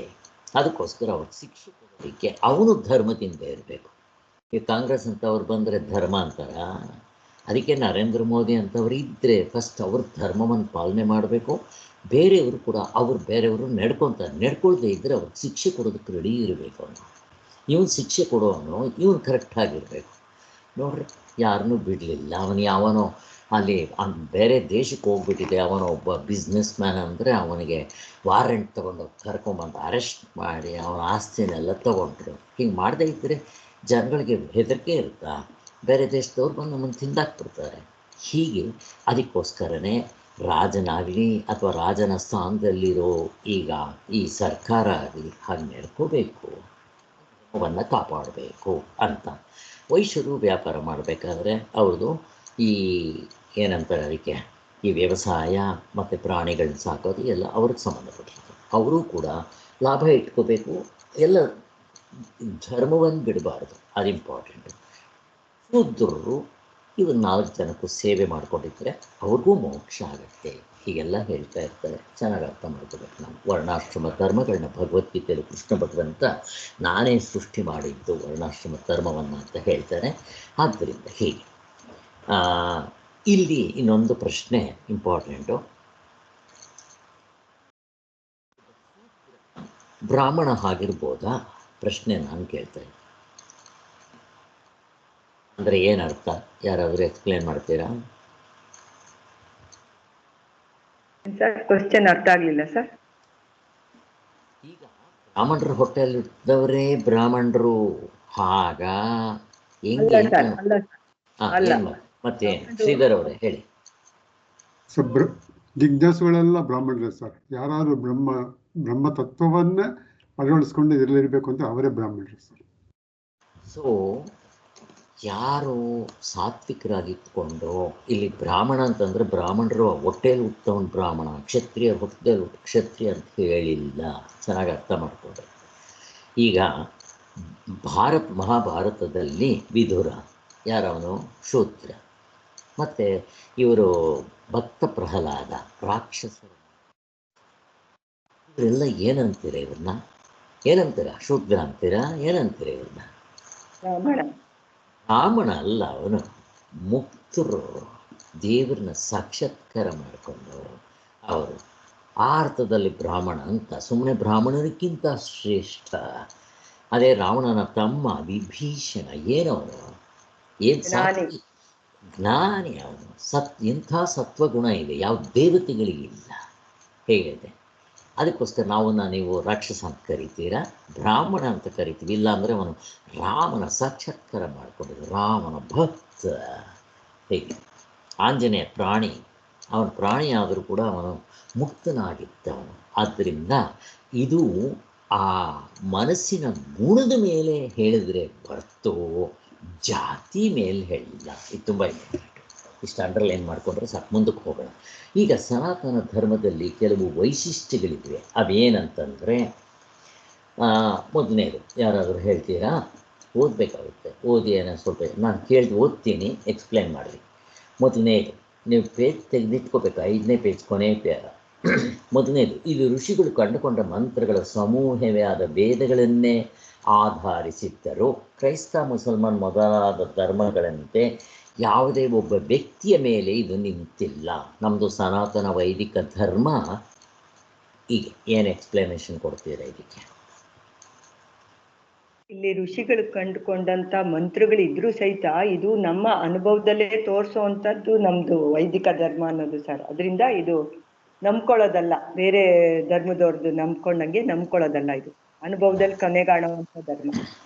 ಯಾಕೆ ಅಂತಂದರೆ ನಮ್ಮದರಲ್ಲಿ ಬ್ರಹ್ಮ ಜಿಜ್ಞಾಸೆ ಇದೆ, ಅದು ನಂಬ್ಕೊಳ್ಳೋದಲ್ಲ. ಸಾರ್ವತ್ರಿಕ ಪೂರ್ಣ ಅನುಭವದಿಂದ ತೋರಿಸ್ಕೊಡ್ತಾರೆ. ಬೆಂಕಿ ತಣ್ಣಗಿದೆ, ಇವೆಲ್ಲ ಗೊತ್ತಲ್ವ? ಹಾಗೆ ಅದು ಆ ಪಾಯಿಂಟ್ ಇಂಪಾರ್ಟೆಂಟು. ಇದು ಯಾವುದೋ ಒಬ್ಬ ವ್ಯಕ್ತಿಯ ಮೇಲೆ ಇದು ನಿಂತಿಲ್ಲ. ಹಾಗೆ ಇರಲಿ, ನಿಮ್ಮದು ಇಟ್ಕೊಳ್ರಿ ಬೇಕಾದರೆ. ಏನಂತ? ಇದು ಅಪೌರುಷೇಯ ಅಂತ ಇಟ್ಕೊಳ್ರಿ, ಈಶ್ವರ ಅಂತ ಇಟ್ಕೊಳ್ರಿ, ಏನು ಬೇಕಾದರೂ ಇಟ್ಕೊಂಡ್ರು ಇದು ಸಾರ್ವತ್ರಿಕ ಪೂರ್ಣ ಅನುಭವದಿಂದ ತೋರಿಸ್ಬಿಡ್ತಾರೆ. ಅದನ್ನು ಇಂಪಾರ್ಟೆಂಟು. ಇನ್ನು ಪೂರ್ವಜನ್ಮ ಪುನರ್ಜನ್ಮಗಳನ್ನು, ಸ್ವರ್ಗ ನರ್ಕಾದಿಗಳನ್ನು, ದೇವತೆಗಳ ಅಸ್ತಿತ್ವ, ಲೋಕಾಂತರಗಳನ್ನು ಹೇಳಿದ ಮೇಲೂ ಇದರಲ್ಲಿ ಮೋಕ್ಷ ಅನ್ನೋ ಈ ಧರ್ಮದಲ್ಲಿಯೇ ವಿಶೇಷವಾಗಿ ಹೇಳಲಾಗಿದೆ. ಯಾವುದರಲ್ಲಿ ಹೇಳಿದೆ ಮೋಕ್ಷದ ವಿಚಾರ? ಎಲ್ಲದರಲ್ಲೂ ಹೇಳಿದೆ. ಆದರೆ ಈ ನಿಮ್ಮ ಇದರಲ್ಲೇನು ಸ್ಪೆಷಾಲಿಟಿ? ಆವಾಗಲೇ ಮಾತಾಡಿದ್ವಲ್ಲ, ಹೇಳಿ, ಬೇಗ ಹೇಳಬೇಕು. ಕಾಲಾಂತರ, ದೇಶಾಂತರ. ಇದು ಇಲ್ಲೇ ಇನ್ಸ್ಟೆಂಟ್ ರಿಸಲ್ಟ್ಸ್. ಬದುಕಿರುವಾಗಲೇ ಮುಕ್ತಿ, ಸದ್ಯೋ ಮುಕ್ತಿ, ಜೀವನ್ ಮುಕ್ತಿ ಅಂತ. ಅದಕ್ಕೆ ಜೀವಂತ ವೇದಾಂತ. 3ನೇ ಪಾಯಿಂಟ್. ಮಾಡಿ ಪಡಿಬೇಕಾದ ಲೋಕಾಂತರಗಳೆಲ್ಲವೂ ಅನಿತ್ಯ ಅಂತ ಸಾರಿ ಮೋಕ್ಷವು ನಿತ್ಯವಾದದ್ದು ಅಂತ ತಿಳಿಸೋದು ಇಲ್ಲಿ ಕಂಡು ಬರುತ್ತೆ. ಅದರಲ್ಲೇ ಇದೆ. ಎಲ್ಲ ಧರ್ಮಗಳಲ್ಲೂ ಹೋಗೋದು ಬರೋದು ಅಕಸ್ಮಾತು, ಇಲ್ಲ ಹೋಗ್ಬಿಟ್ಟು ಅಲ್ಲೇ ಇರೋದು, ಅಷ್ಟು ಮಾತ್ರ ಹೇಳ್ತಾರೆ. ಇದೆಲ್ಲ ಅನಿತ್ಯ, ಮಾಡಿ ಪಡೆಯೋದು ಕರ್ತೃತಂತ್ರ. ಆದರೆ ನಮ್ಮಲ್ಲಿ ಮಾತ್ರ ಮೋಕ್ಷ ನಿತ್ಯವಾಗಿದ್ದು ಸ್ವತಃ ಸಿದ್ಧವಾಗಿರೋದು, ಅದನ್ನು ಇಲ್ಲೇ ಪಡ್ಕೋಬೋದು ಬದುಕಿರುವಾಗಲೇ ಅಂತ ತೋರಿಸ್ಕೊಡೋದು ನಮ್ಮ ಸನಾತನ ವೈದಿಕ ಧರ್ಮದ ಹೆಚ್ಚುಗಾರಿಕೆ. ಅದುಗಳಲ್ಲಿ ಯಾವುದೋ ಸ್ವರ್ಗಕ್ಕೋ ಅಥವಾ ವೈಕುಂಠಕ್ಕೋ ಕೈಲಾಸಾದಿಗಳಿಗೋ ಹೋದರೆ ಪರಮ ಪುರುಷಾರ್ಥ ಆಯಿತು ಅಂತ ಹೇಳಿಬಿಡ್ತಾರೆ. ಅದು ನಂಬ್ಕೊಳ್ಬೇಕಾಗತ್ತೆ. ಅದು ಅಷ್ಟು ಸಮಂಜಸ ಅಲ್ಲ. ಆದರೆ ಇಲ್ಲಿ ಅವೆಲ್ಲವೂ ಅನಿತ್ಯಗಳೇ, ನಮ್ಮದ್ರಲ್ಲಿ ಅವೆಲ್ಲ ಅನಿತ್ಯಗಳೇ ಅಂತ ತೋರಿಸ್ಕೊಟ್ಟಿದೆ. ನಿತ್ಯವಾದ ಮೋಕ್ಷವನ್ನು ಸಂಸಾರದಿಂದ ಬಿಡುಗಡೆ ಹೊಂದಲು ಈ ಧರ್ಮದಲ್ಲಿ ವೇದದ ಕೊನೆಯಲ್ಲಿರುವ ಉಪನಿಷತ್ತುಗಳು ಅಥವಾ ವೇದಾಂತಗಳಲ್ಲಿರುವ ಬ್ರಹ್ಮ ಜಿಜ್ಞಾಸೆ ಇದು ಹೆಚ್ಚಿನ ವೈಶಿಷ್ಯ. ಸೊ ಅಲ್ಲಿಗೆ ಧರ್ಮ ಜಿಜ್ಞಾಸೆ ಮುಗೀತು. ಮೇಲಿದ್ರು ಬ್ರಹ್ಮ ಜಿಜ್ಞಾಸೆ ನಾಳೆ ಮಾಡ್ತಾರೆ.